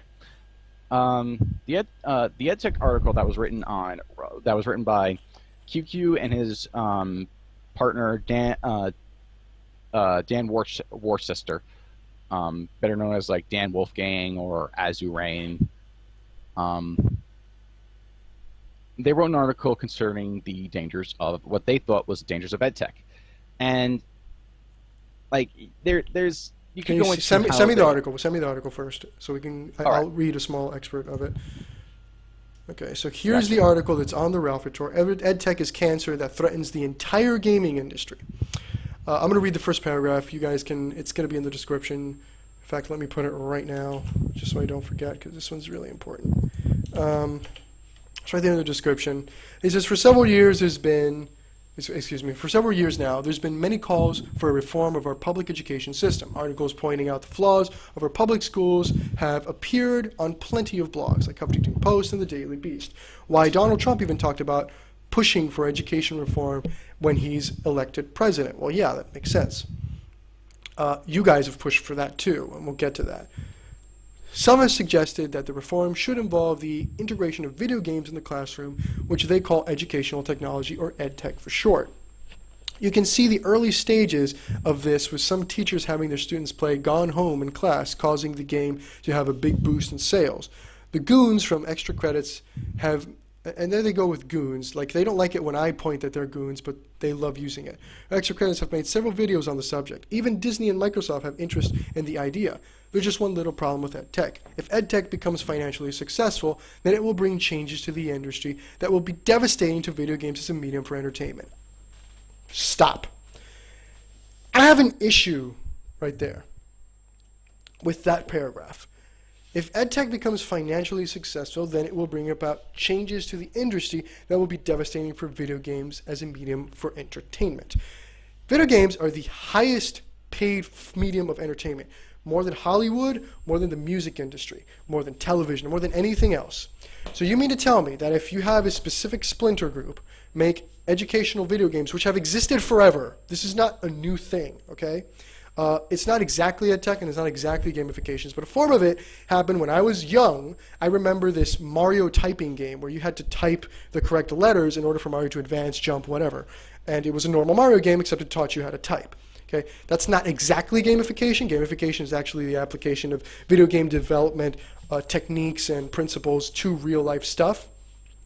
And edtech, you can have a mixture between that and video games teaching people different things, from moral to skills, from moral lessons to skills. But this has existed forever. Why is it that if this triumphs, all other video games are going to go away? This sounds like this legitimately sounds like edtech's going to take your video games away, boogeyman. Maybe that wasn't the intention. Maybe I'm reading a little bit too much into it, but that itself is weird. Go ahead. The title itself says edtech is a cancer that threatens the entire gaming industry. And the reason why I really do not like this article, and the reason why I think they're really poorly constructed, was first off, they go into tangents with, like, you know, literary issues and other events that happened, and they highlight they kind of hit the point when they go into when they talk about Gone Home for a little bit, but even then they kind of they're just missing the mark entirely.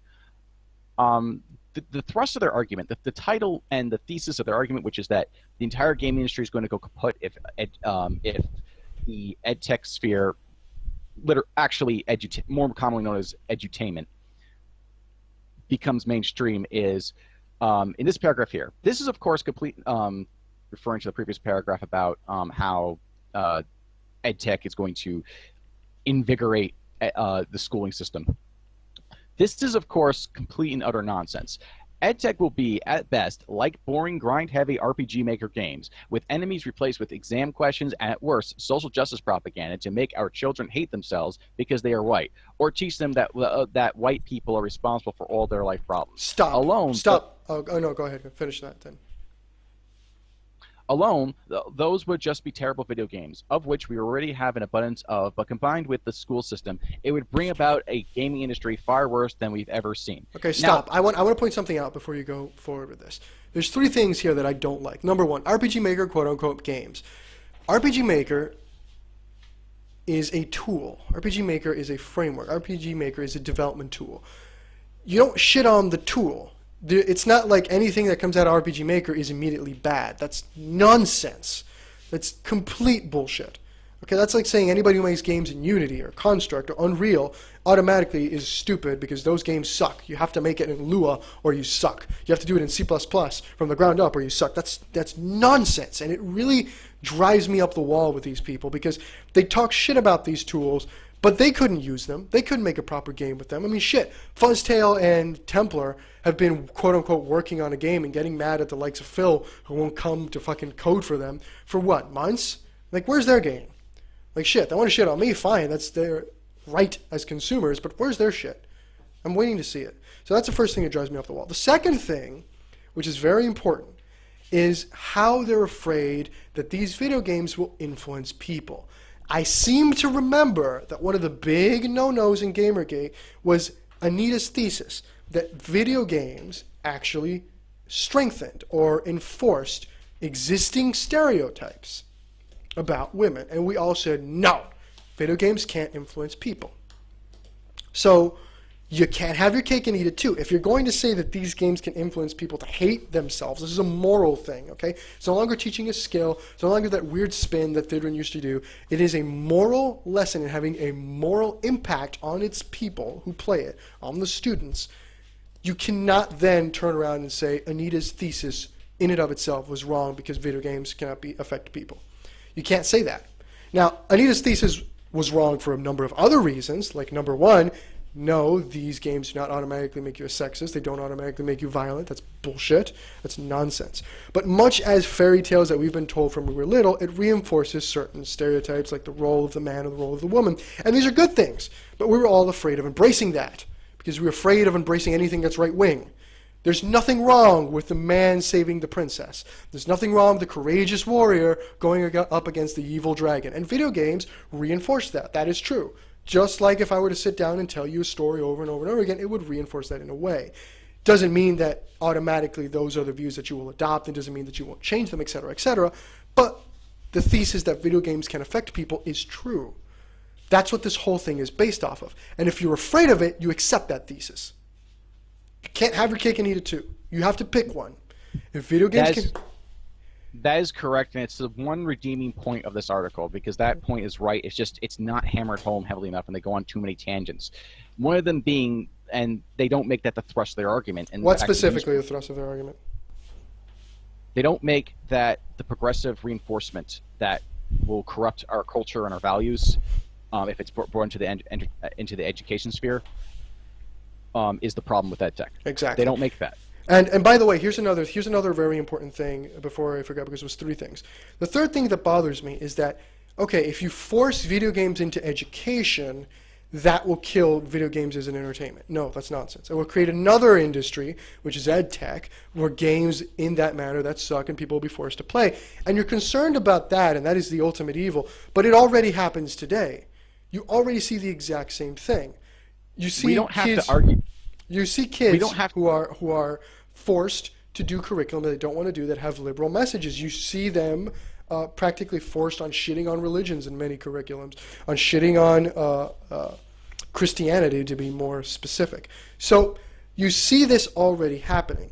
If what you're afraid of is, well, video games will make it more effective because it is a better way of teaching, then the problem here isn't we shouldn't include edtech into our lives. We shouldn't include video game as a tool of teaching. The problem here is what it's teaching. This would mean that this is the most valuable tool that we have.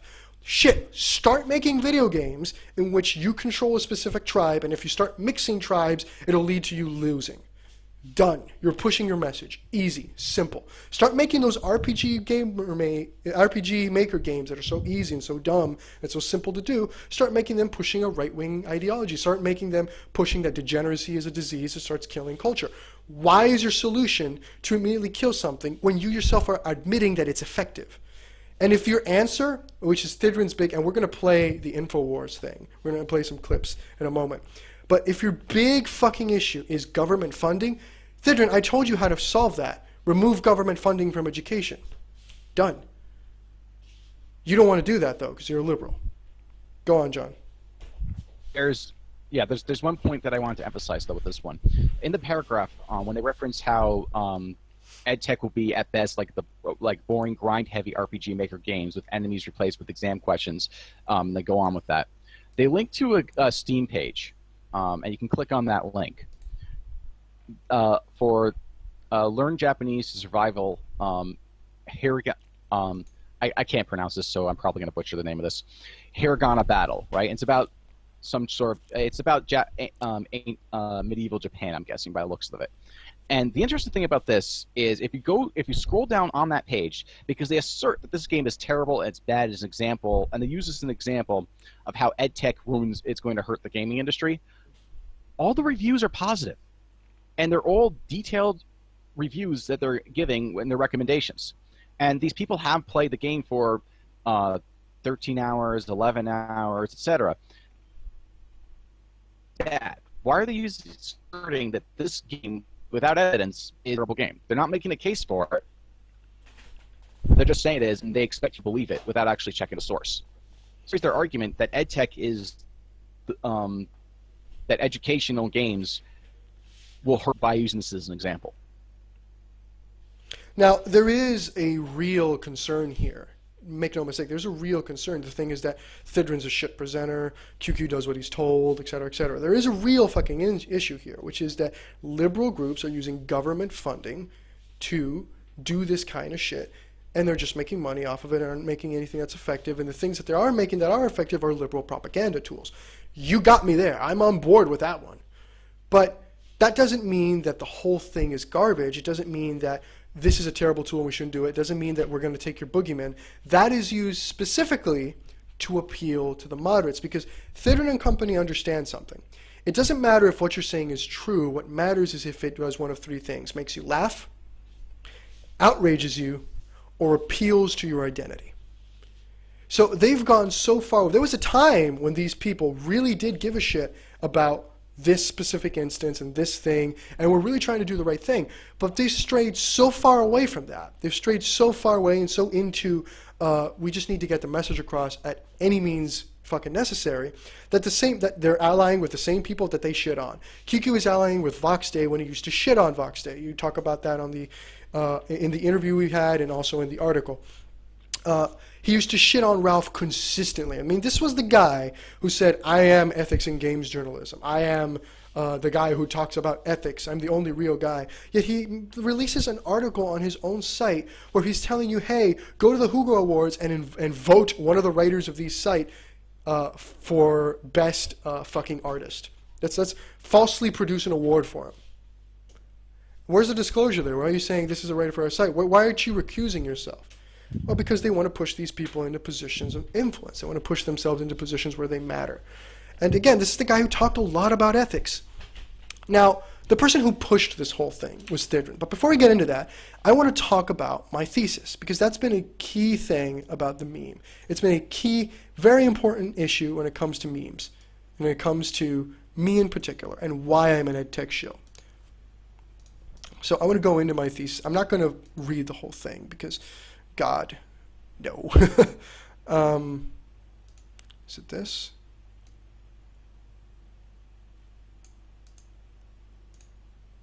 Let's see. Refresh this. Nope. Well, I'm going to have to do a monitor capture. Hate it when I have to do that. Well, who is Thidrin, though?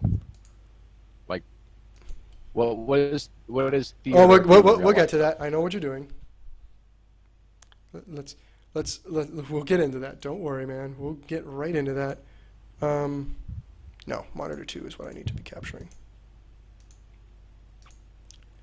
Let's just go into my thesis. Now, they say I'm an edtech shill, and I clearly have a vested interest in this, and that's why I'm pushing it. Because I wrote this. I wrote a thesis for my software engineering formal methods and information systems degree. Okay? Now, let's place this here. Okay, so Department of blah, blah, blah, blah. Now, the title, let's just read the title. It says, a usability study for tactile, tangible user interfaces for remote control robotic elements on a interactive surface. Now, let me explain first off how master's degrees work these days. And I did this in September 2015. I came here with a scholarship, and again, they tried to push, there were other things that they tried to push, like my parents are in the government and, you know, they're doing things for some reason. But what they don't tell you is that the reason why they found things like my phone number, or my old phone number, old Dominican phone number, and found things like my email, which was already out there, was because I got a scholarship, a merit-based scholarship, to come to Spain and do a master's degree in information systems and, you know, whatnot, the really long name, to do a master's degree, right? And the reason why they found this document from the MASIT is the pretty much the government branch that handles higher level education. They don't touch lower level education. The reason why they found that is because they publish all the information, name, phone number that I choose, of course, degree, so that you can go and look, and they show my degrees in electronics engineering and curriculum of the time. They publish all that because it's a merit-based scholarship. And that means that the people have the right to look at who gets these scholarships. And here's another secret. A lot of these scholarships don't get filled and are left over because not everybody qualifies. So I got a merit-based scholarship that also paid for expenses, by the way, to come here for a specific amount of time. And in my contract, I have to complete the program. I have to complete it no matter what. And I have a time frame. And the time frame is December 2015. When December 2015 rolls around, you have to pay, when you start the year, you have to pay the credits that you're going to consume. And a bunch of those credits, I think like 30, are the thesis. Now, when you pay for it, that means that you can present it for the entirety of the year. The problem is if I don't present it before December 2015, the last one is like in November, which is when I presented this.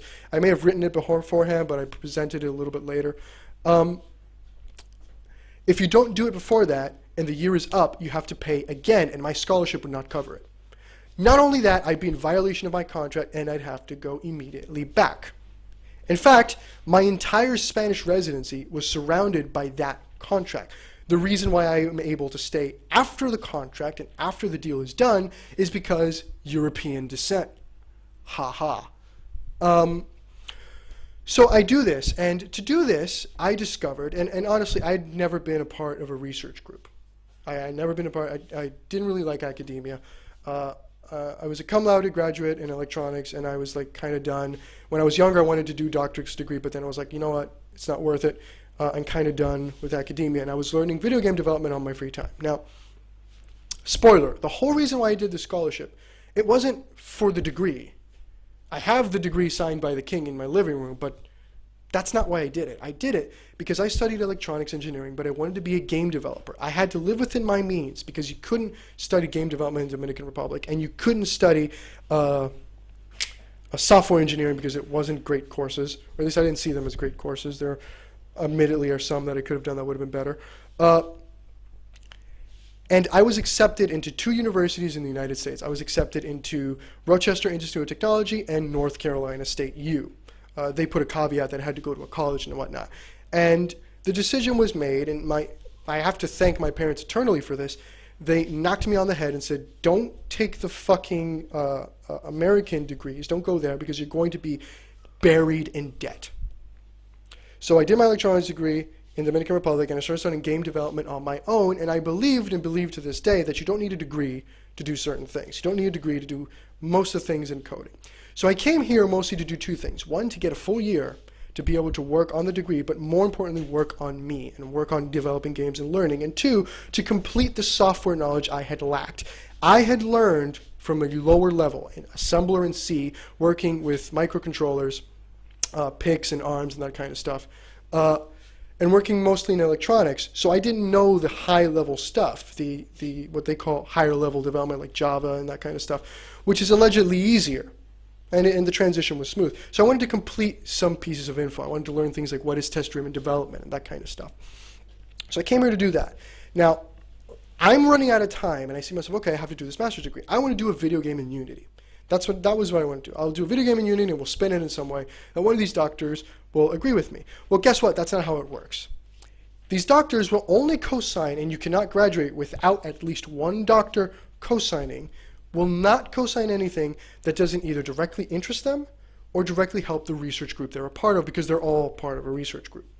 So I found this one doctor who was the guy who taught me about gamification, about the Internet of Things, and a little bit about Android debugging and things like that. It was a more general course. And he said, hey, I hear your plight. I'm not going to co-sign a Unity game just because reasons, but we have a research group. And in the research group, we've been working with one of these Lego robots, and we created real-life games using gamification, using, the evil theories of edtech. And we were doing it using some palettes, and I'm going to show that in a moment. How about you come over and you do the tablet version? You create the application that'll control the robot. You don't have to touch the robot at all. All you have to make sure is send the information through Bluetooth, and we'll receive it on our end, and we'll do whatever.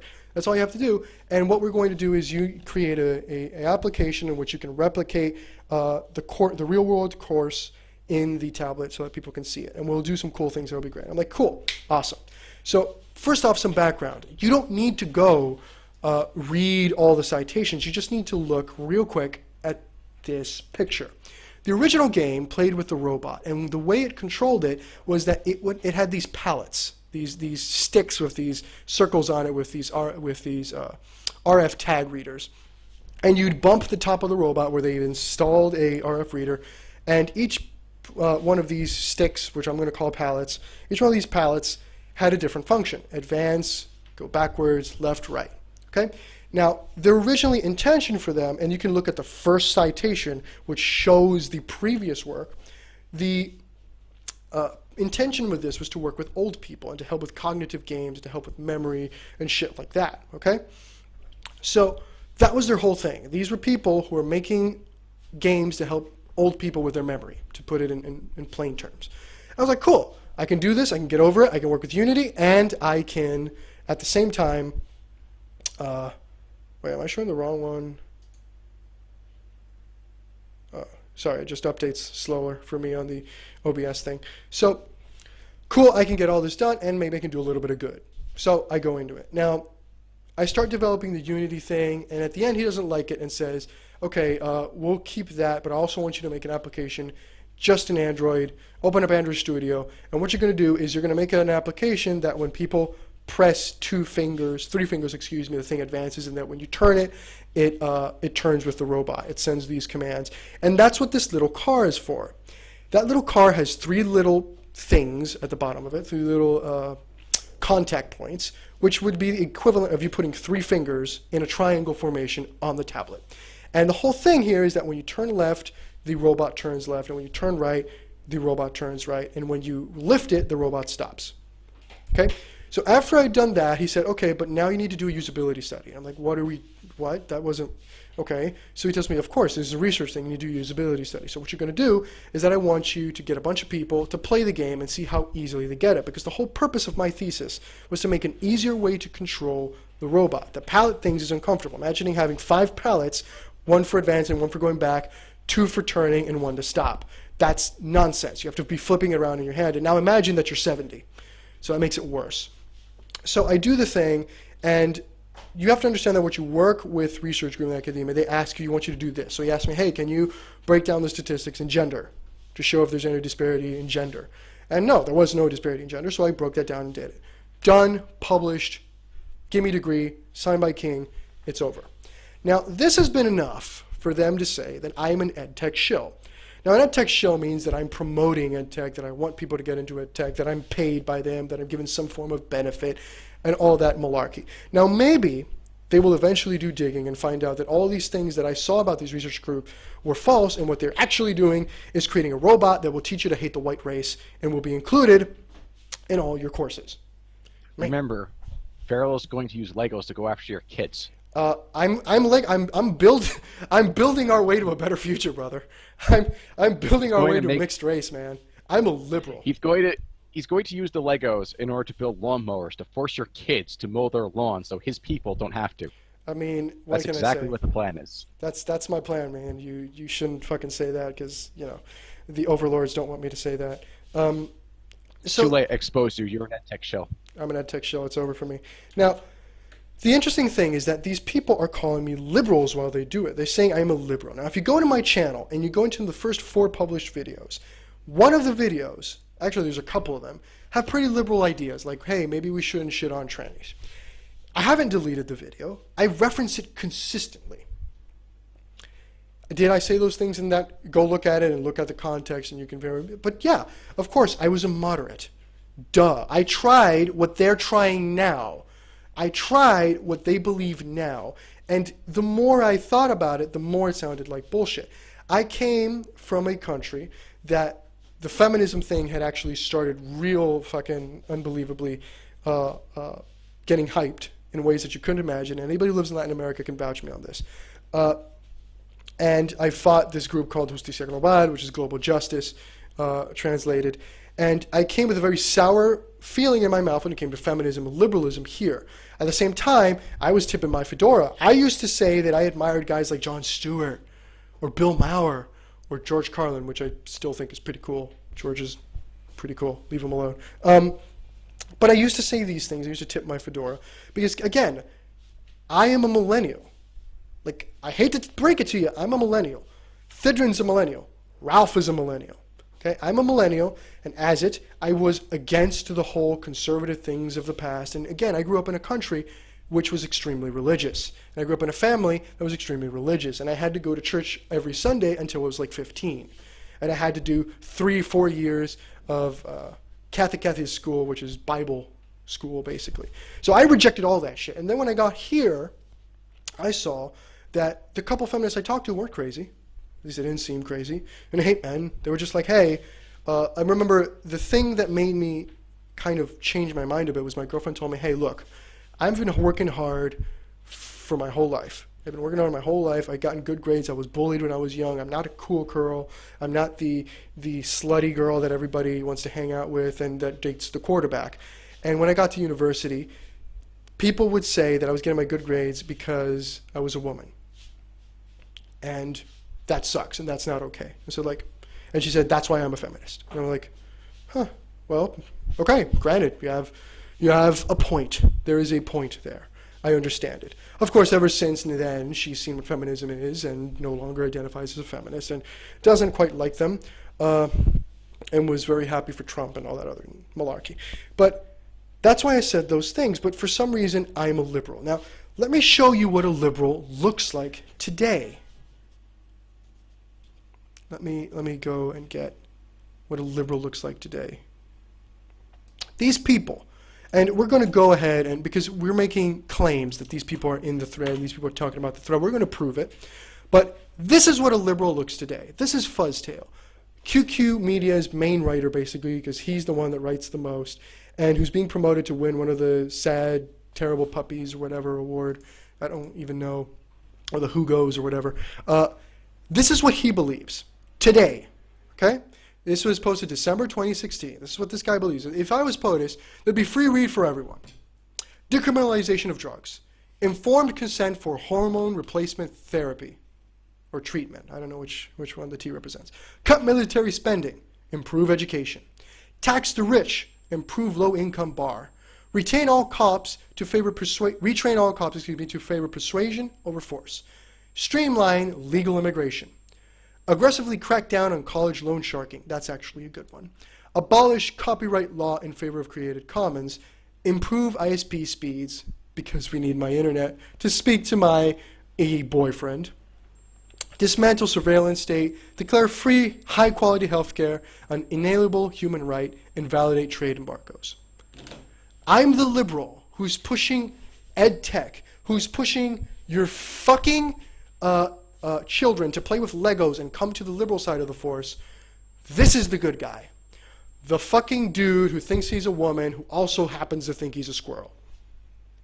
Who wants things like, again, and most of these things you like free weed for everyone. Nothing is free. What this means here is let's tax you to pay for fuckers' weed. Decriminalization of drugs. Yeah, let's all just get fucking high. We need to be more unproductive. Millennials need to be more unproductive. That's a good idea. Informed consent for hormone replacement therapy.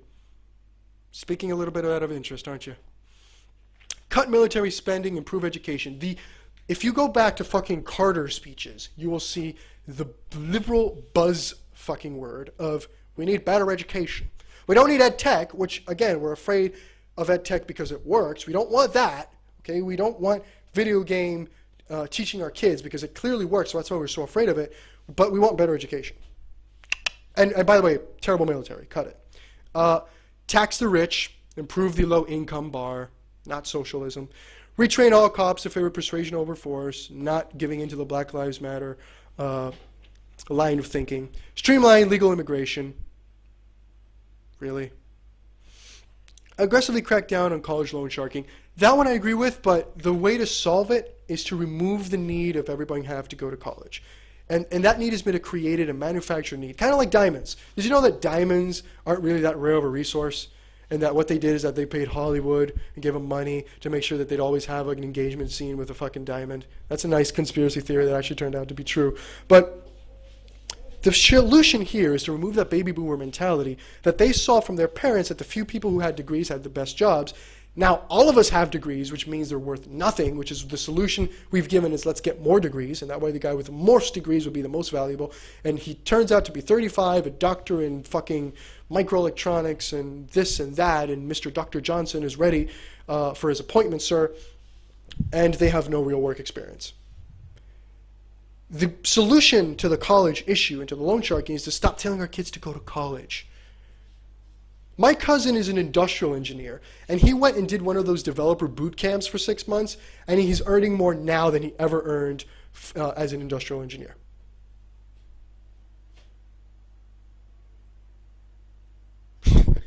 But Moltar, Variloh, by the you're way, shit. I would like to publicly call out Moltar because he says that he would support hormone replacement therapy as pioneered by Mike Pence. So Moltar, you fucking liberal. Mike, go ahead, Kelly. Okay. Yeah, so basically you're highlighting Fuzztail's little shenanigans, but what about you said about calling out people in the thread? Like, I mean, like, you keep on criticizing QQ for, supposedly calling you an edtech shell, but where's the evidence of that? Well, thank you. Great that you asked, John. That totally was not planned that you would ask me that question so I could show something. Wink, Oh, wink. it's really just off the Cuff, wasn't just it? Off the cuff, genuine. Off the cuff, genuine. Careful, they might say that we have to add ourselves to the article. We're colluding with Milo. No, they've made the argument that we're colluding with each other. I'm not joking. No. Wait, let me find the QQ. Here it is. So let's listen to what QQ has to say because he's not involved. He's not reading the thread. This doesn't directly serve a purpose for him. This is the line from my thesis, and look how he puts a big circle in gamification. I found it, guys. Look, gamification. And then he says, some of it is, well, not many people know that Brianna Wu started her own gamification branch and company. So he takes the thing that was from the thread about me, because they posted that exact same picture in the thread. I'm going to let people go to it. I'm not going to highlight the thread. I will highlight one thing. The person who said he tried to interview my girlfriend. What he doesn't know is my girlfriend has one person blocked. You get one guess. Who does my girlfriend have blocked? Because there's somebody in that thread who is stupid enough to post, I tried to communicate with his girlfriend, and look, I'm blocked. There's one person my girlfriend has blocked who I blocked for her. You get one guess. Okay, I'll give you a couple minutes to think about it, because it's difficult. I won't lie, it's a difficult thing. You get one fucking guess. Are you ready? Ready for this? I don't think you're going to be ready. Oh, it's clearly you false flagging yourself. That's the only possibility. Yes. The other possibility is that she only has Koro blocked. So, good fucking job, Anon Tor, dude. Jesus, Koro. Really? Yeah, well, that's the thing about Wolf. Every single post he makes, I can tell it's him. Like, he can try to argue, no, you can't possibly prove it's me. No, we all know it's you. We all know you have the same You've post name as- fagged yourself, you've tripped, and there's somebody else unexpectedly that tripped. And this guy By is the way, interesting. one more note on that. The reason why we always know it's you is because we know you to be a dog fucker, and you keep on posting pictures of dogs. Maybe you should stop doing that. Just saying. Well, it's because he's mocking that he's not a dog fucker and you're just a conspiracy theory, John. No, I just think he has autism and can't pick up on social cues. I have to issue a public apology to Moltar. He said homo replacement therapy, not hormone. So I apologize for the unethical journalism that I just committed there. Now, there's a bunch of people in that thread, and I've only looked through it very briefly this morning before I started the stream, because holy shit, there's a lot of autism there. But yeah, I mean, it's like I'm a liberal who's pushing ed tech, and what bothers me about this whole thing, and you know what? You want this thing to end, Eric? I'm talking to you, Eric, or Nicoslav, or fucking Giglemesh, or Ethic Sucks, or Reborn, or I Love Luco, or New Patrician, or Dr. Johnson, or whatever the fuck you want me to call you. Giglemesh actually isn't, one of his names. Just pointing that out. Oh, well, maybe there's a couple of those Yeah, that aren't his own names. It's kind of part of the joke. But anyway, thanks, John. You ruin everything. But the point is, Eric, if that's what you want me to call you, and enjoy that fake name while you can, Eric, if you want this whole thing to end, you just need to do two things: come up here and explain to me why I'm an ed tech shill, and two, explain to me why Theodore and QQ and Fuzztail and all these people who behind the scenes you shat on, and by the way, there's a lot of logs here. There's a lot of DM conversations. Like with Ralph, there's like 2 years of fucking conversations, Skype groups and Slack and all that nonsense. But with these guys, there's even more. Because I believed in what they were selling. I was stupid enough to believe that. I believed in what these pieces of shit were selling. Okay, I believed that Eric was this hardcore ethics sucks, was this hardcore fucking dude who didn't like degeneracy, who was legit. And by the way, here's a secret. He knew about the final deletion before the final deletion happened. He didn't know all of it. He asked me, please just take out Koro. Koro is a sacrifice. They're clearly offering him up in a peace agreement of sorts. Okay, and they still work with the fucking asshole. But he said all those things, and and by the way, John, who was the guy who advised you to leave when people doxed you? Oh, that'd be Eric. He told me that I would have to give up my John Kelly identity. Yeah. This is what annoys me about these pseudo-anonymous motherfuckers. Like, anons are great. Anons are great. It has its weaknesses. Like, one person can pretend to be 15 anons on a board and nothing will... You can't do anything about that, and you can't prove it. But anons, in a sense, are great. They've done great things. They've shown us great, magnificent digs. E-celebs are cancer, but they have a purpose. They have a purpose. In a way, Trump's an e-celeb, and he has a purpose. Okay, they have a purpose. The problem is that a lot of them do the cancerous shit that you've pointed out. But pseudo-anonymous people, those are the worst, because those take the best of both worlds. They want to be able to say whatever they want. They want to be able to get a following, make money, gain influence, but they want to be able to flip the switch at any second and have no consequences. None. By the way, secret to the people about the thread, who are saying that my girlfriend's thesis was much better than my own, and apparently that was supposed to offend me. My girlfriend was a part of a research group, and her thesis was a continuation of her undergrad. She had it in English because she was published. She published. Wait a minute. Wait. She did it in English because she was having them published in magazines. For those of us who don't publish to magazines, we don't have to write it in English. I abused an old rule that they had in place and wrote my thing in English so people like you would understand it. I didn't have to write it in English. I could have written it in Spanish, and I did it on purpose. I talked about it on Androdol streams. I talked about it on this stream. I talked about it with Thidrin, with Eric. They all knew it. So they're pretending now that they got this big dig when I was the one that gave it to them. Go ahead. What it sounds like to me is I think what happened was they dug into you and were trying to find some hardcore embarrassing shit. And all they found out was you're successful. Well, yeah, but all they found when they dug into you was that you're successful and that you come from a successful family and you also have a successful girlfriend. So it sounds to me like they're jealous. No, I'm not going to play the joke. I'm not going to play Oh. the joke is they don't want people to actually listen to what we have to say. Because here's the thing. They said things about me, and I'm addressing them because they're false and because I can. Okay? Isn't that liberal level of humor like, haha, Trump got elected? Like, that's the level of jokes they're making. But here's the thing. I address things because I know they're false, and I can address them. And I've offered them in the past to debate me. And you know what? I'm offering it now publicly. Hey, if you have something you'd like to talk about when it comes to edtech, Eric specifically, come on stream. I'll even allow Thidrin. Thidrin, come on stream, and you can explain to me why I'm an edtech shill and why we should all care about edtech. And I'm sure you won't fail you won't fail to do it for the 900th time. I mean, I'm sure it won't be another Think Serious debacle. But you can come on and do it. I mean, what I don't get, if this is really the dig they care about, they spend weeks, like I was out in the mountains, and you were messaging me, dude, there's a thread about you, and they're saying things. And I would open it if I could on my phone because I barely had signal. And I'm just there in the mountains having a good time because, again, Christmas here is like the 5th. Like, you have Christmas, but the wise men coming is like the big event, and you hang out with the kids. And do you know what gift I got the kids? Legos. Bum, bum, bum. Joke. It's funny because Legos. Minecraft Legos to be in particular. And I'm just looking at this, and they're spending weeks and weeks and weeks. If I really am an edtech shill, shouldn't you be using that to promote your shit?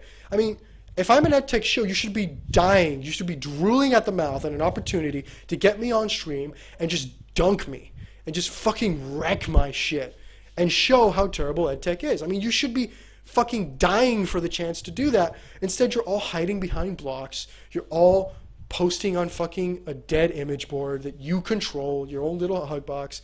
Why don't you just come at me, brah? Why don't you come at me instead of fucking talking shit in an image board behind a block? That's what I don't get. I mean, Eric, you want this whole thing to end? I want you to come on. Come on. I mean, what are you afraid of? I'm just a spurred, remember? I'm an By the way, autist. Carl's in the chat. You want to show his thread on NGG Revolt? No, not necessarily. You sure? No, I mean, Koro's done, dude. Where did I out myself? He's asking specifically, does he really want to do this? I haven't blocked anyone. No, the problem with Koro isn't that he's playing sophist arguments. The truth is that he's really that stupid as he presents himself as. Okay, well, He's really that. Let's help the snowflake out. Let's help the snowflake out. And here's the fun part: you do understand that they wanted to sacrifice you, Koro, so that I and Kelly would stop, because they do know they can say that we're autists. They can say whatever they want. Here's something to look at. After Kelly came here and did that interview, QQ had an opportunity. He did another interview. He didn't mention that John created Alt Furry, which, by the way, me and John, we were out the door. We were done. Okay, I've already overstayed my welcome. I have investments and shit that I need to stop doing this. I can't keep going. You're going to win by outlasting. Congratulations, buddy. You're going to win. By the way, wait. This is nice and all, but Koro, why are you ashamed of your Jamaican heritage? Okay, stop shitposting Kelly. No, I'm serious, because there's posts of him under Sir Wolfington where he admits that he's half black. So why are you ashamed of your Jamaican heritage? Here's the thing. You fucking don't do that again. Don't fucking address Koro, because that's what he wants. He wants to derail this whole thing because he's been wrecked. And you fucking killed my train of thought. Look, yeah, you killed it. I had a train of thought, lost it. Sorry, I just wanted to meme on it for a minute. Don't, because that's what he's here for. Oh yeah, Koro, you were the sacrificial lamb. And if you guys are wondering why me and Kelly stayed, it wasn't Fuzztail, it wasn't Koro, as you thought it was QQ and the DM leaks. It was you. You tried, because again, you were a narcissist. You tried to kick John on his way out and say, look, he's the creator of the Alt Furry, he's a degenerate like one of us. And you thought John was, at worst, going to defend himself and say, I'm not a degenerate. Instead, he embraced it. And now Alt Furry is fucked. And that's why you can never mention John in another interview again. Because if you do, and the report is worth his salt, he'll come to this channel, and he'll see what Alt Furry really was, and he'll fuck you over immensely. And this goes back into what I was talking about, the pyramid that I was talking about at the beginning. You need a scandal and an identity to get influence. Now, you guys will eat yourself. You're going to win by endurance. You're going to win because you guys really have nothing better to do. You're going to win. Congratulations. You're going to win because eventually me and Kelly are going to have to bow out. Sooner rather than later. Maybe I'll release all the DMs I have from all sides before I go. Maybe I won't. It really is up to you kids. But you're going to win. I want to see what happens later.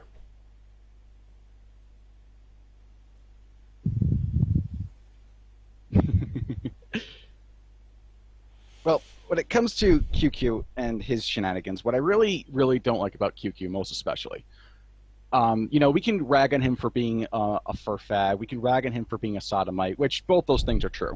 We can rag on him for being a liberal. We can rag him for not knowing what he's talking about. What really gets me is we were in good communication with QQ for a while, right? Like more you than me. Right. And we used to be in frequent contact. And what really gets me most of all was he clearly had issues, even long before this feud, with you and me and other people and things that we were doing. And what the thing that gets me is he's a liar and a coward. He refuses to come forward with his Okay, stop bitching about QQ. I want to read something real quick about him about Koro, that'll destroy him completely. Ozfag is here, so expect the stream to be taken out at any point because I don't pay him anymore. And for the record, this is where they say, "Oh, you fucking." I don't approve of Ozfag's lifestyle, but he'll be the last one to be gassed. He's the last one. Like I'll go first because I'm a mixed race Shlomo, but Ozfag will be the last one to be gassed because of his magnificent work deducing that certain people are pedophiles. Now, Koro, he says that QQ doesn't even matter. Why would you go after him? Koro, I don't matter. Why do you go after me? Done. Okay? Because he has autism. Yeah. But anyway, that all of that is irrelevant. And again, I've offered you guys a way to end it and end it on your terms. Just get Eric to come up here. And I want to show right now, so we can leave this tangent and go back to fucking, edtech, which is what's really important. I want to show Eric's involvement in the thread. Where is that in the ghost bin? Oh, 'Cause I think I had it in picture my streak? own notepad. Your two Twitlongers. Right, let me get that. That's actually not in that bin, but I have them up. Hold on a minute. Okay. All right. There were 2 Twitlongers. One, do you want the ones that were directed at Eric specifically? Yeah, the ones where he outs himself on the thread like a fucking newbie, man. Shit. Like rookie mistake, brother. Yeah, let me get the first one of those 2. He tries to do this victim routine where he didn't do nothing and that he wasn't involved and trying to separate himself from the thing. But it doesn't really work in his favor. You may want to show the tweet in the Twitlonger first where I prove that it's actually him beyond a shadow of a doubt. So here's the tweet. This is about the thread, I believe. This is where he's criticizing John Kelly, and here is the avatar of Reborn, I Love Luco. That's Eric's newest handle. And there it is again. Which he has protected, by the way, because, like QQ, he is also a coward. Yeah, I mean, Eric is again, Eric, you made me, remember? You created me in your mind. Why don't you come here and finish me? You could end this. No more bored nonsense, no more dumb streams, no more articles. You He could isn't just a come man. Variloh, forget it. He's not a man. He's not going to go ahead and chase his accusers. Or wait, he's actually not going to stand give me by. a platform. That's him posting the European descent meme. Wasn't he the guy who called me honorary Aryan a couple of times? Yes. Yes, he did. Okay. Wasn't he the guy who said that, yeah, I have Spanish descent? Okay, it doesn't matter. Again, their own digs show it. That's why they don't post, like they were posting pictures of my family in another thread that somebody showed me, and somebody came to me on Twitter and asked me, I had a nice conversation with this guy, I'm not going to reveal who he is, and he was like, hey, and he was like, can you show me that picture again? And he goes, like, yeah. And you're like, that is legitimately my family. He said, but they're all white. I'm like, yeah, you think about that for a bit. Like, my mother is blonde with green eyes. Dude, like, it's factual that I have European in me. That is factual, dude. Do you really want to come off as a storm fag? And not even the good people from Stormfront. No. The dumb storm fags. The ones that are there to be controlled op. So, let's now go to the final piece of this. All right. What makes you think Eric's not been a girl this whole time? Because we heard his real voice, man, and we know who he actually is. Unlike you, Carl. Unlike you, we can also we don't have autism and assume that people might secretly be girls. Is that like a weird fantasy? Maybe I think it might be. Maybe he well, could finally get laid. The thing is, I don't know what's wrong with him, but he lives in Toronto. He's half black. He has a photo of there's allegedly a photo of him out there of him hugging an otter. I don't know what his problem is. Wait, he's literally he really hugging needs to an get otter. over himself. Yes. Like a real otter. That's no. It's even better, a plushie. Coral, man, come on. Really? I mean, I think that's just mean at this point. That's not even memeing. That's not even cool. That's just sad. That just makes me really, really sad. I mean, I guess Otterman really isn't no chump. Wait, I want to log into my email. Oh, Carl, if you hate otters, why are you calling the Otterman account, your fam? That's a little autistic, to be honest. That's a little.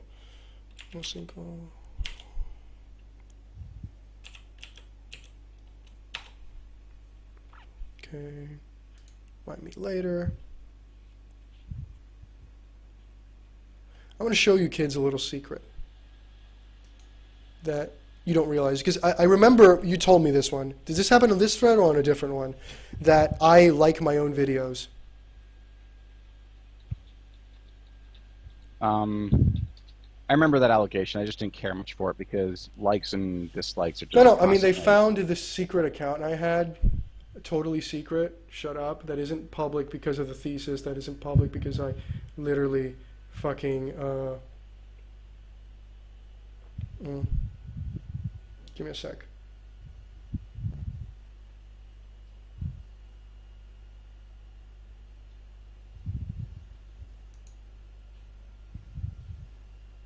Give me 1 second, guys.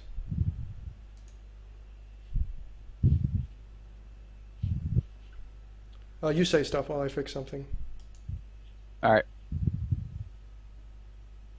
One important thing to note with this is it's kind of pathetic that certain people would rather go ahead and try to force people out instead of achieving their own supposed end goals. Rather than, and the people in question involved would be the faggots from DDM, Eric, the faggots from Burgers and Fries, as a matter of fact. I haven't forgotten about them. A whole lot of people claim to stand for a lot of things, and they just, turns out that they don't care about any of that. They only care about, you know, their own self-important imposed egos, and going ahead and trying to just make names for them. QQ especially a prime example of this. I mean, we've already talked about him enough before, but you take a look at his masters, Thidrin, Eric. They're both in it just to go ahead and just go on the internet and just troll around and fuck around. They never stood for anything. I mean, at the end of the day, if they really did stand for something, they wouldn't be engaging in this. And they try to, and it's clear that they're in here, and they try to hide they're not in there. So on top of all that, they're liars. And they, instead of just going ahead and looking into their own interests, which would be, I guess, pushing against the left or pushing for whatever reforms they want in the media, they choose to go ahead and engage in this. And has anyone heard from either of them doing anything since this whole thing started? Like, there's quick interruption. This is my Julio Fernandez email, okay? The Julio Frank FS one. Here to the side, you see that one? All right, that little dude right there, that little bunny. 9 people in this hangout. You see that right there? Little QQ buddy. I use this email and the Variloh one interchangeably. And I sometimes watch my own videos, and I sometimes like it with one of the 2 accounts. It's not a sock. It's why it has the Variloh picture on it. And the worst part is that you know this because I told all of you. Because I've been in hangouts with you idiots. Jesus. Okay, so let's get back to what really matters, which is edtech. Yeah. You want to go into the other thing that they tried to push edtech with? The Paul Joseph Watson interview? Let's go to that. So this dig, the whole, and this is the last thing we're going to do. Maybe we'll do some shit posting later. But I really don't think so. I can't connect to the chat. That's interesting. Are we still on? We should still be. Yeah, we're still on the air. Did you play the video to be sure? I'll check right now. Yeah, you're good. Wait, I see. I logged out with, because I changed emails there for a second. Give me a sec and we'll get back in there so I can see our magnificent chat again.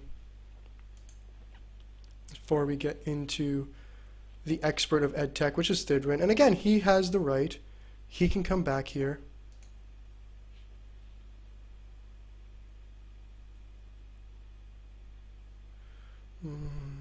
Just checking to see if there's anything in the chat that I have to address. I left before. I like how, again, Koro, I'm telling you this, and I'm being legit with you. They wanted to sacrifice you to stop all this. Just think about that. Anyway, let's talk a little bit about edtech. So again, this dig that QQ is now pushing is originally owned by Thidrin. He's the edtech guy. And he did Think Serious, little videos that people are supposed to make conclusions of, and let's do that. So let's take a gander. Let's take a peek. Back in the day, and they mocked. They will probably mock this, and I'm sure they mocked. I did see that there was a thread about your article on GG Revolt before we started, and I saw that they were mocking the connection between QQ, DDM, and Paul Joseph Watson. This is back in the day. Now, my first question is, how the fuck did Thidrin get a fucking interview with Paul Joseph Watson? He wasn't a big deal back in the day, 10,000 views, but how did he how did he do it? How did Paul Joseph Watson interview this fucking artist is beyond me. Now, let's take a gander. I'm going to play the beginning of it, because it's interesting what he identifies as.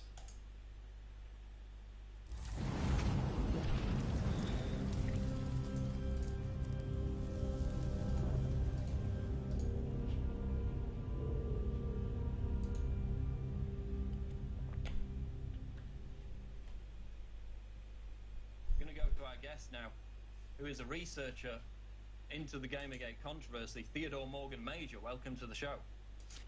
I need to stop right there. Theodore Morgan Major is a researcher into the Gamergate controversy.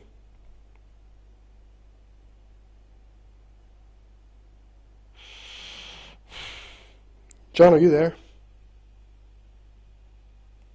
Seems we lost John there for a second. Oh, yeah, because I logged out and yada, yada, yada. There you go. Yeah, I see. I need to log in again. But let's get John back real quick.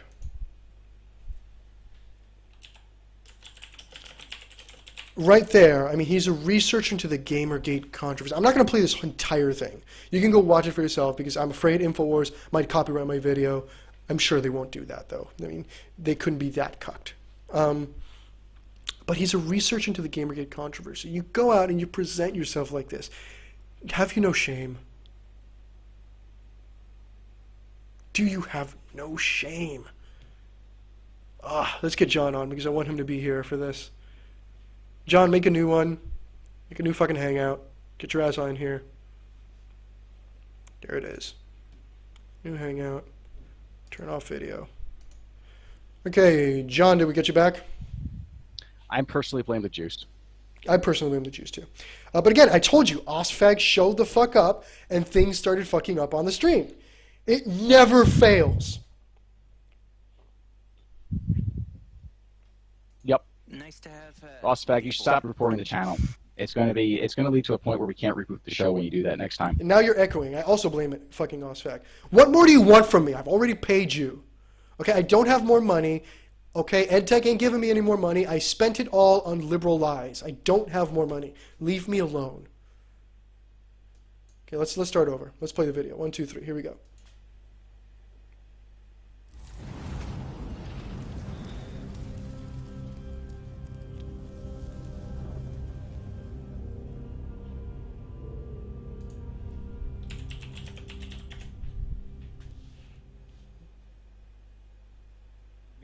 Guest now, who is a researcher into the Gamergate controversy, Theodore Morgan Major. Welcome to the show.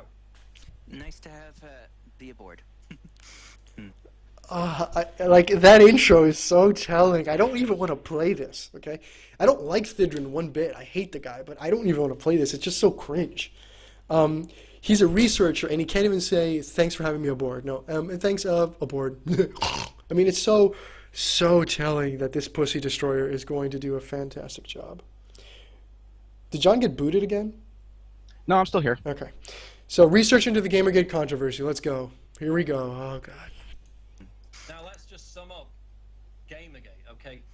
What's Gamergate? Why does it matter? Why should people care? In 2 minutes. Go ahead. Gamergate is an ongoing event with various groups competing against each other. One group, you have people that are interested in ethics and games journalism, which most are aware of. You have one group that are the sock dust and loonies that have been trying to push their far-left agenda onto games. That's another obvious one. Another one are some of the ones that are not far-left loonies that are sick and tired of said far-left loonies and have ended up siding with Gamergate. Then, of course, there's trolls messing with both sides of the field. It's a bit of a complete mess. If you really wanted to try and cover it, it would be more akin to trying to cover a bloody war. An information war. People end up trying to bring it to something else, but that's what I think it is. And this basically... I want you guys to keep that in mind. And the only reason I played this is because this is the most articulate that he is during the whole interview. The whole fucking interview. This is the best he can do. Okay? Where he defines... But I like it that it's almost a Freudian slip. It's different groups competing against each other, including his own group. Competing against each other. An information war, he calls it. And he couldn't be more on the fucking... on point there. He's right. It's an information war. It's see whose bullshit sticks better. And it's still going on today. And that's what the alt-light is. And I know we're supposed to talk about Baked Alaska and how he did the Trump Cup thing where he had the great idea to give Starbucks a bunch of money. Hey, everybody, go to Starbucks, buy a fucking Starbucks drink, poison your body with that shit, and write Trump on it and force him to say Trump. Yuck, yuck. That'll show him. We'll make $1 million for Starbucks in a day. That'll show him. So no, Baked Alaska isn't the good guy in that fucking war either. It's probably fabricated as well. But,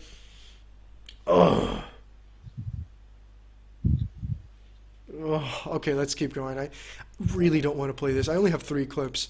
I have to play it up to minute 6, so Jesus. Basically arose out of the fact that the gaming media, or elements of the gaming media, around a year ago, or just over a year ago, basically came out and said that gaming was dead. And bear in mind again, gaming is the most profitable entertainment industry in America right now. It surpasses movies. It surpasses anything else. So they came out and declared that that was dead. They need to hijack that for social engineering and bring it to a point where video games are used for, conditioning. Okay, so stop right there. Here you have Paul Joseph Watson pushing the exact same narrative that this artist Thidrin created. They're hijacking gaming, they're taking your video away so that they can just make education games. They're doing that just to take video games away so they can use it to push liberal agenda. Now, I hate liberals as much as the next guy. I probably hate him more. But that just sounds like a pile of bullshit coming from Paul Joseph Watson. And again, I know that he met Thidrin while he was investigating the gay scene in Prague, but still, that's a lot of bullshit. And how did he convince him of this shit? How did Thidrin convince him of this shit? It's unbelievable. Fix my volume. What are they talking about, Kelly? Is the volume too low for the InfoWars thing? I'm not sure. I heard the volume was a little lower when it came to the InfoWars segment. Okay, So I boosted it there, and I'll boost it over here. There you go. And we'll get into what kind of conditioning they want after the break. But we're talking about Gamergate with Theodore Morgan Major, who is a researcher with SEAL Team 6. Now, Theodore, you wrote this PDF file which basically outlines the case. To summarize the findings, and I quote from the PDF file, the purpose of declaring gamers dead, and this is what we discussed before the break, and to normalize gaming among society was to change public perception to allow lobbying efforts down the line to succeed. As it turns out, games are to be repurposed as learning aids and eventually used as the primary tool of indoctrination in schools. So explain why they're repurposing video games. John, you're breathing on the mic, and I'm the only mouth breather allowed here. As re-education tools for the public, while television news, while Hollywood films decline in influence. Because the gaming media currently is in a bubble. It's built on a lot of hype. It's built on a lot of things that are going to come crashing down in upcoming years. The problem that they're facing is they need to be able to reach a new audience. And what they're going to try and do is they're going to try and reach out to edtech, which they've been doing for a while. They're going to try and reach out to the defense. They've done that a little bit too. But the reason they're doing this is because they're selling it to make money. That's the primary goal of these. A secondary goal is a lot of them are share this ideology to begin with. This progressive ideology that just so happens to support other interests. It's multiple groups. One of them is basically how to word it. Microsoft and that particular crew. They've been putting a lot of money in with certain interest groups to promote this particular bit. Man, I'm doing bad at this. I'm sorry. Just talk about what examples of social engineering are they pushing. From my perspective, it seems... I want you guys to look at this. And I'm being charitable. I'm showing the best of the stream. It's really going downhill. But he already asked, what exactly are they pushing? And he couldn't answer. He's talking about, well, the Microsoft people are... they're reaching out to edtech, and they're doing things because they want to reach a new audience. All of which might be true. All of which might be true. Not taking that away. But they asked him, what is he pushing that is so terrible? Answer is liberalism. He can't say that because he's a liberal himself. We showed it on the stream when he had a debate, and afterwards he never had the cojones to come back and correct the record. Like, video games are really successful right now as merely a form of entertainment, right? It's the biggest grossing entertainment industry in America right now. If you don't know about Gamergate, it's basically been raging for over a year. This is an example of how social justice warriors and left-wing activists have hid their agenda behind other guises. So again, you know, television, news, Hollywood, we've had propaganda placement for decades in those two industries. It's not as successful as it once was. In fact, we've got the polls. Trust in mainstream media is at a record low. So people are no longer believing what they see on the television news. They're no longer believing the narratives that they see within Hollywood movie scripts, within television scripts. Some people would argue that, you know, Americans love to be lied to, that it doesn't even matter whether trust is at an all-time low or not. But this has caused consternation amongst the social engineers, amongst the control freaks, because their audience is declining in those genres and they're becoming less trustworthy. So now they've moved into different genres, different industries to try and maintain and uphold that social engineering in terms of, you know, social justice warrior, left-wing narratives that they need to uphold to continue and prolong their power. That's basically what it centers around. And Gamergate is a perfect example of this. This is how left-wing activists and feminists have seized control of an industry which should be based around consumer demand. I love how in this interview, Paul Joseph Watson is talking more than Thidrin. Because Thidrin is such a fucking spurg, he can't let him talk. Just a little observation. And entertainment, and they've turned it into All this, basically a platform. Sorry about that. I had to get for a few minutes. But video's playing. My apologies. That's insidious. That's North Korea-like. We shouldn't have people with political agendas involved in entertainment. If it's completely open source and they, you know, admittedly, you know, display that to the full public view. Stop. He fucked himself over. They do. That's exactly what they do. The people working in edtech specifically want to teach certain lessons. They're telling you that. Think Serious shows that they're doing it publicly. I mean, this is basic fucking conspiracy theory styled bullshit. Okay? And what annoys me more than anything else is that there is legitimately a group of fucking liberals who are trying to get government funding for this kind of shit. That's legitimately there. And they're legitimately terrible at what they do. And they're not pushing anything but liberalism.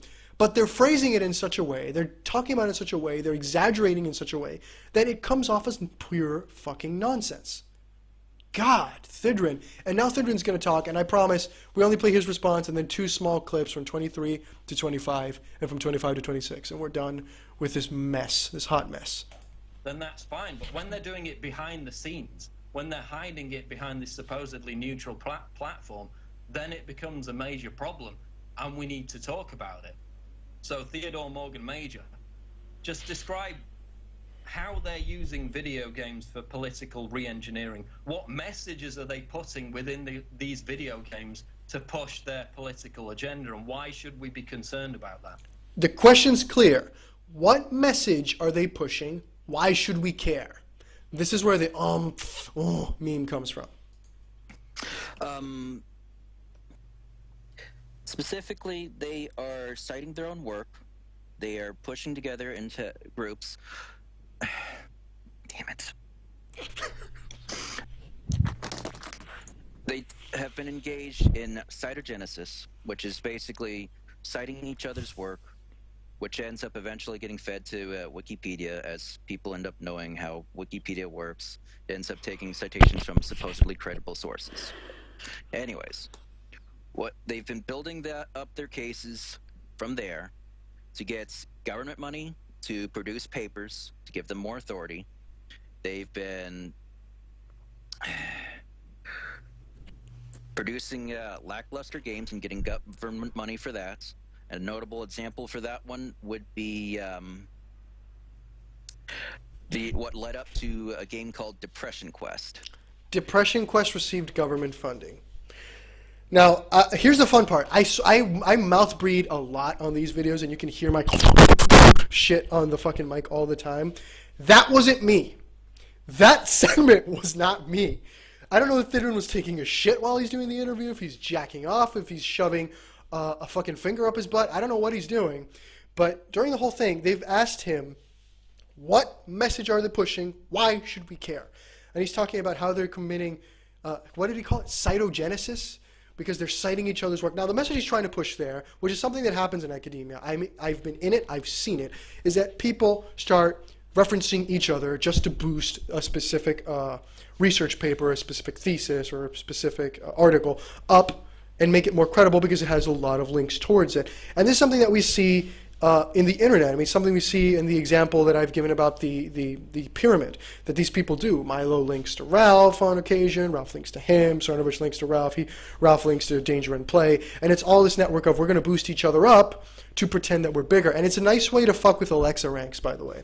Just Google how to boost your Alexa rank, and you'll see that that's a very, very fucking simple way to put it, but that's the basis of how to do it. That's how you boost yourself up, falsely. It's based off of that little principle right there. But holy shit, I mean, they've asked him, why should you care and what message are they pushing? And he's talking about Depression Quest. Now, maybe I'm wrong. Maybe Joey did get some government money to make Depression Quest. I've never seen that. I've personally never seen that. And that's the best example you can give. I mean, is Zoe Quinn a researcher? Is she allied with the university? Did she make a paper? What the fuck is this? Keep going, Thedrin. That was created And that by was Zoe Quinn, right? That was the by same Zoe woman that Quinn. got in front of the UN and basically said that calling someone via their pre-transition name, a transgender person, is the equivalent of a hate crime or cyber violence. So if you get up on Twitter and call Caitlyn Jenner Bruce, then you're committing an act of cyber violence, and they're literally now calling for the UN to censor these people. Now, if you missed it, I put out a video a couple of... I want you to look at this video, look at all the cuts, all the places this guy has to cut and talk about something else. Now, let's go to minute, because I'm not going to play this whole thing on stream. I've already played more than I wanted to. But let's go to minute 23. We've got a YouTube clip which was produced by our guest. The Think Serious clip. These social engineers talk about how they've openly, brazenly got an agenda to use video games to push this political re-education, and how they're going to do it. Let's go to that clip. We have an opportunity to create a new form of games. We need to design games that are good for learning. We can change people's perspective on race or on gender through play. Motivation and changing behavior. So through the Difference Engine initiative, we seek to plant the seeds of change. Yeah, I have an agenda. Sorry. But it works, and I don't know how it works. So that clip, basically, it's a bunch of different people involved in this video games industry. They're working together. That's what I have to emphasize here. This is a program that's coordinated to re-engineer the population through video games. Theodore, just explain who was talking in that clip and what they were talking about. Oh boy. That's out of left field, brother. Who was talking in that clip and what they were talking about? The clip you gave him to play? You're talking about Theodore's background? No. I'm talking to the audience right now. We're playing one more clip. Gotcha. There's a few of them. Let me boot it up. I got a document. May Alexander. But what are the social re-education agendas that they're pushing in that clip? What's the agenda? They're specifically pushing for edtech. They want to get more money into that for games as training aids, as learning aids, as opposed to entertainment. There's more money to be had in that, and it's far more malleable for message-based gaming, which will serve their ideology better. So that, and this is a... Paul Joseph Watson paused there because he asked him, what are they pushing? And he said, they're pushing for edtech. Yeah, but what is edtech pushing, you fucking idiot? Oh my God, it's just painful. I can't. And this is not just because he's an idiot or because he's a spurg or because he works at Taco Bell. None of that is the reason. The reason is because he doesn't know what the fuck he's talking about. And he's a liberal, and he doesn't want to say they're pushing liberalism. It's that simple. What are they doing? They're taking. You mean the guy who's afraid to come on this platform and actually talk to you? No, he's a big Doesn't know what deal. talking He's a about. big deal. He'll make me a lot of he'll make me a lot of bucks if he comes up here. Jesus. Dylan doesn't know what the word malleable means. Now that's just mean, Moltar. Come on. But holy shit, what are they pushing? And Paul Joseph Washington just pauses there like, you're worthless. If you look at this interview, if you look at this fucking interview, the majority of the time it's just Paul Joseph Washington speaking.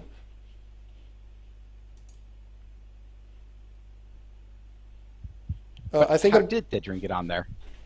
I think you're going to be dropped from this place. Let me see. Okay, no, it was weird. I was logged out of the account for a second. Got to fix your shit, Variloh. Gotta fix my shit. I blame fucking. I mean, I know the Jews broke it, but it's Osmac. like, It's always hey, Osmac. they could. All right, but the question is, how did Didrin get that interview in the first place? That's That's the $1 million question. Like, how does this guy go ahead and get from, you know, being a moderator servers on various platforms and suddenly, oh, look, we need to talk to this guy about, you know, edtech on this show that's watched by millions of people. No, and to be fair, at this point he only had 10,000 views. But Jesus Christ, let's just finish this fucking spectacle. Just to clarify, that's a segment taken from the radio show. Ah. That's you know, I didn't even know that. I didn't even know that this was also listened to on a. Oh, Jesus Christ! Let me finish playing this. Yeah. Because I want to be done with this because it hurts. It physically hurts. A coordinated agenda, right? This isn't just a matter of consensus where they each hold these individual beliefs. They're actually working together. We had release, the gaming journos list that was released where behind the scenes they were conspiring to do this, correct? Yeah, there was a specific instance in how they were covering the Zoe Quinn issue, otherwise known as Conspiracy or Burgers and Fries. It was the incident that hit before Gamergate. And they were talking about giving Zoe Quinn gifts, of all things. It was so this is an agenda that's, again, very orchestrated. Morgan in Virginia, you're on the air. Morgan, go ahead. Hey there, how's it going, guys? Good enough. Good, go ahead with your question. Well, I would like to ask you guys, what do you guys think is the direction that they're trying to take us with these video games that they're releasing now in the mainstream? Because I've been kind of out of the loop. I'm a huge gamer myself. I mean, I've been playing games for years, but I've been kind of disillusioned with most of the games that have been coming out because I like to do, you know, player versus player interaction and everything, and they're kind of shying away from sort of like the Olympic, like, sporting event kind of thing, and they're, like you guys were saying, they're kind of working on this weird re-education stuff, and so I'm wondering what's the direction they're taking, because, like, you know, I like to read and everything as well. Like Ender's Game kind of is something that I'm sort of relating this to in a way, because where's that point? Where's that end game where they're gonna, like, say to us, hey, you know, you guys have been under all this, you know, programming and everything for all these years. Oops, sorry, you know, we didn't tell you that.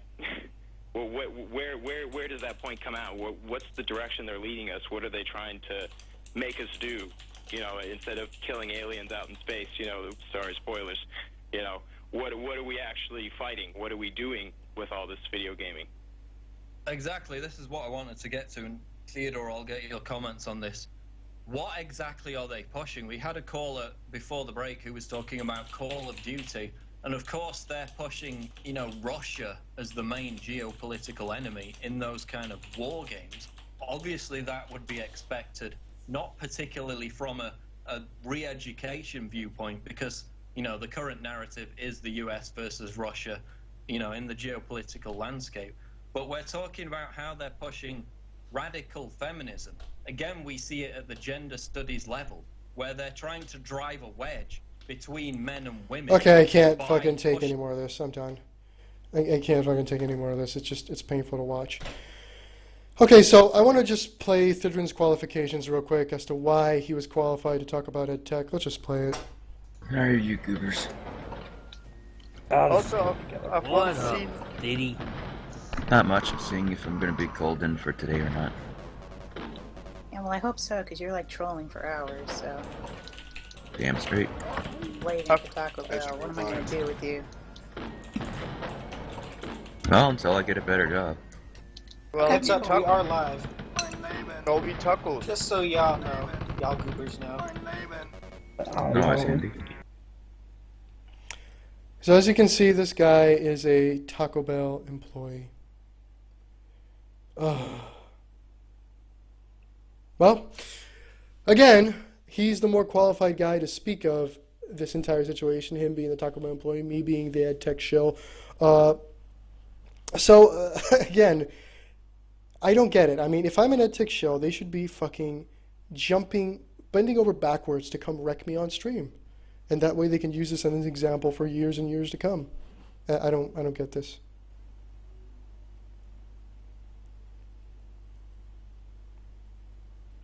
So, yeah. There seems to be somebody... You there, John? I think I was logged out again. You kidding me? Yep. God damn it.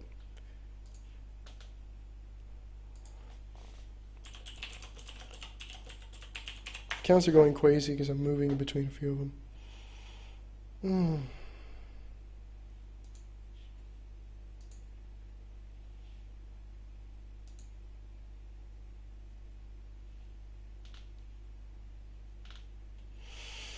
Anyway, as I was saying, apparently Ralph is in the description. Again, it could be anybody because Ralph's image is open source, so I don't know if it's him. I'd say he could tweet at me, but, you know, he blocked me because he's such a brave individual. Real fucking brave. Oh, Jesus.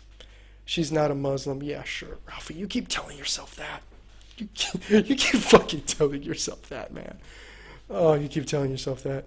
And I know it wouldn't stop you. I mean, you know, here's an interesting thing. I have a longer face-to-face relationship with a carton of milk in my fridge than Ralph has with his fiancée. I mean, if you put together all the time they've been physically together, not, you know, sending dick pics via fucking Slack or Skype or whatever, I've had more of a fucking relationship with a can of fucking milk than Ralph has with his woman. I mean, how desperate and sad you have to be. I mean, think about it. Jesus.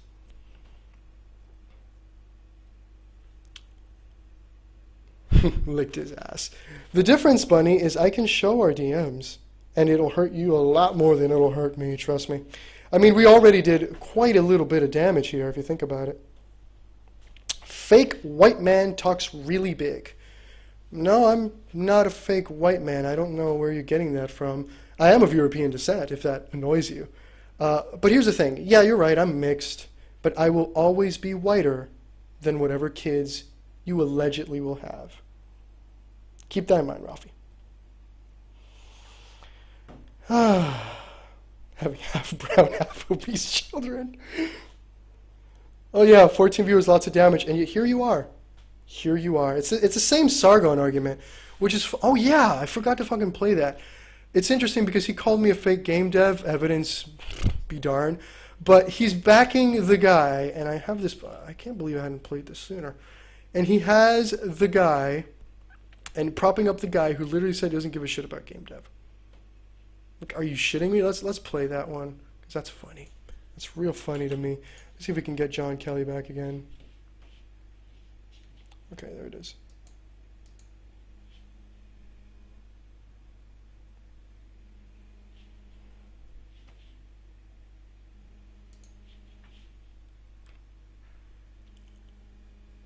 You there, John?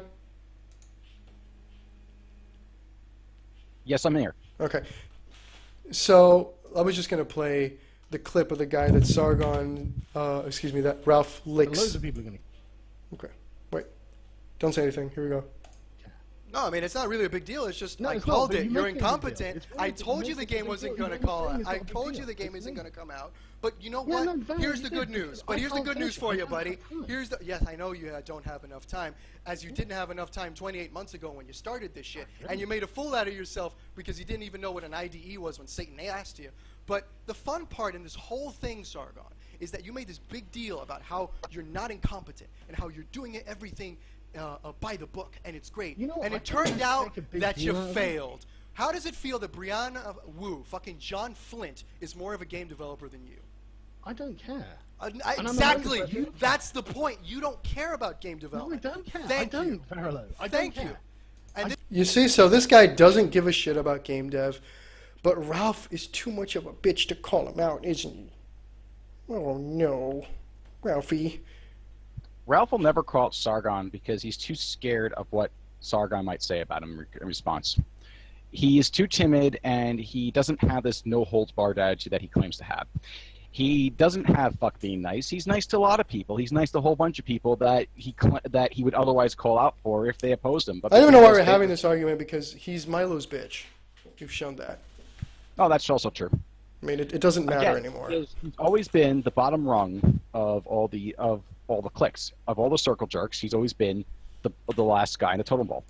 People say that Ralph should be condemned for being a radical, but in truth, he should be condemned for being a moderate.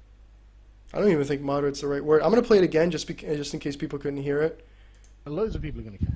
No, I mean, it's not really a big deal. It's just, No, I it's called not, it. but You're you make it a big deal. incompetent. It's really- I told you you the make it a game big wasn't deal. going to You call make it out. I a big told deal. you the game It's isn't me. going to come out. But you know Yeah, what? no, Varro, Here's you the did, good news. because But I here's the can't good news take for it. you, I don't buddy. have time. Here's the, yes, I know you don't have enough time, as you didn't have enough time 28 months ago when you started this shit, and you made a fool out of yourself because you didn't even know what an IDE was when Satan asked you. But the fun part in this whole thing, Sargon, is that you made this big deal about how you're not incompetent and how you're doing everything by the book, and it's great. You know, and I it don't turned have to out make a big that you deal out of it. failed. How does it feel that Brianna Wu, fucking John Flint, is more of a game developer than you? I don't care. Exactly. That's the point. You don't care about game development. No, I don't care. Thank I you. don't, Variloh. I Thank He doesn't care about game dev. But again, and Ralph's really interested in... it's very interesting for me that Ralph cares so much about game development. As long as it's not Ralph, as long as it's not Sargon. Fear. You there, John, or did the thing crash again? No, I'm still here. Yeah, like I said, he's a moderate. He's just another one of these cucks. He won't hold back for the people that he knows are in his pocket, or would rather keep in his pocket. And at this point, to be honest, I don't even know why Ralph even bought the. Well, he just. I mean, Sargon. again, and this might not be him because his image is open source, so it could literally be anyone. Ralph, question. I saw in one of those threads on Enchan, I mean, you're linking Enchan, you like Enchan. One of those threads showed images of your merch. Shit, let me see if I can find it. Because that's funny to me. Images of his merch, because Ralph is a big deal, where he had sold like 3 mugs, 6 t-shirts, 7 t-shirts, something like that. Yeah, it was here. Big deal. No, he is a big deal. Let's see. But Like, here it is, here it is, here it is, walked down here the it is. street the other. Here it is. 7 t-shirts. And big deal. Verified on Twitter. And why would you steal a Pepe meme and try to make money off it? That's low even for you. Like, people can shit on this and how it's open source, but at least it's tangentially related to you, 3sold. Why would you take fucking memes and try to make money off of it? You're like those guys, and again, it's not because you're broke after all the lawyers, and we're not going to have people formally in your Slack group come out in here and talk about that. That's not going to happen, Goyim, guaranteed. But why would you try to sell t-shirts of content you didn't even make? Like, that's sad. That's just fucking sad. That's not desperate for money.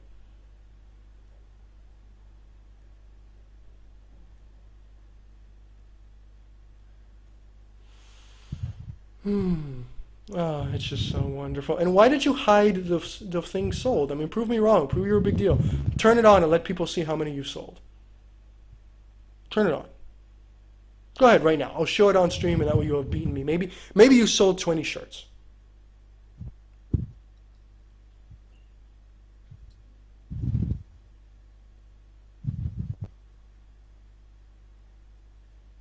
Ralph for doing this apparently. Oh no! Right. He's dumped trying to us. spin something. He said, yeah, he totally dumped us. He was looking for an excuse for months because he realized that if he would have just come out and say, I don't like Variloh anymore because it's no longer financially convenient, people would have fucking hated his guts. And that's why we have anonymous sources now. It's thanks to him. And it's going to keep happening because he's trusting the wrong people as usual, and he's going to get fucked. And I can't wait to see when he gets back. Comes out of jail. Hopefully just 6 months, because I don't think it'll last more than that. Hopefully 6 months he comes out, and I want to see the state of Sighted. Because he's working now with people who I have DMs showing how they wanted categorically to take Ralph out. Every single one of them wanted to take out Ralph. He was cancer. He's no longer useful. And I was the guy saying, no, you shouldn't do that. Shit, I think I went on one of Moltar's stream, and they were making fun of Ralph, and I was like, no, there's nothing wrong with Ralph. I think that happened once upon, or was it Satan's stream? I don't remember. But he's gonna. I mean, again, it's like I can't really meme on him too hard. I can't really show much, like prove the fact that he fake newsed fucking the fart thing just because he was ass hurt. That him being Milo's bitch was shown. Like I can't meme on him too hard because he's going to jail. Like there really is nothing I can say or do that will be better or bigger than that. There's nothing I can do that is better than that. Maybe you were in the stream, Moltar. And this was way back. This was like 2015. I forget when, but yeah. I remember Sargon Sargon was in it too. So Sargon was in too. Some people have asked Ralph to come on, but when I asked Ralph if he wanted to come on, he immediately said no. Oh, I wouldn't. No, I wouldn't allow him on. No, I wouldn't allow him on. People who block me and are too scared of me to have me on Twitter can't come on. How can I send them the link? Good point. I mean, fuck being nice, right? And pulling, like, this guy talks about pulling Anita's and he's blocking people left and right. You said something about me. It seems to me he has a big game these days, but he can't take it. He really can't. It's why he's in the chat. It's why when... well, again, I want to keep highlighting this. Maybe that's not him. We have no way of verifying that's actually him. And on top of that, his image is open source. So we don't know if that's him. And anybody could literally use that image and put a site and put it on a t-shirt because he didn't make the image. It's free vector.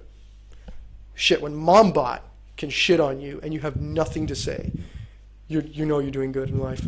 But hey, as I said, the next step for Ralphie is he can write one of his big articles exposing. I mean, he already did the video. I mean, he already showed to the world that I'm a big, important deal to him by uploading a video and by linking to the thread and by talking shit behind the block. He's one article away. He's just one article away. Write it, buddy. We want you to write it. He's going to write that little article and he's going to have his fun and it's going to be great, but reality won't change. And now that I've shown what he was up to back in January, and I was in his Slack group after his original Slack group went to hell. Okay, I wasn't there beforehand. And I just showed that on stream. So if he can make those claims, but yeah. I write for money. YouTube is for fun. Yeah, I know you write for money. You don't write for the truth. I've said that over and over. You're not important enough for an article. I'm just important enough for you to commission your buddies to have a surprise for me and to boost their digs. And then when the digs show to me nothing, that's the worst part. Like, Ralphie, I've told you once, I told you a million times. The way you shitpost on someone is you have to get something real.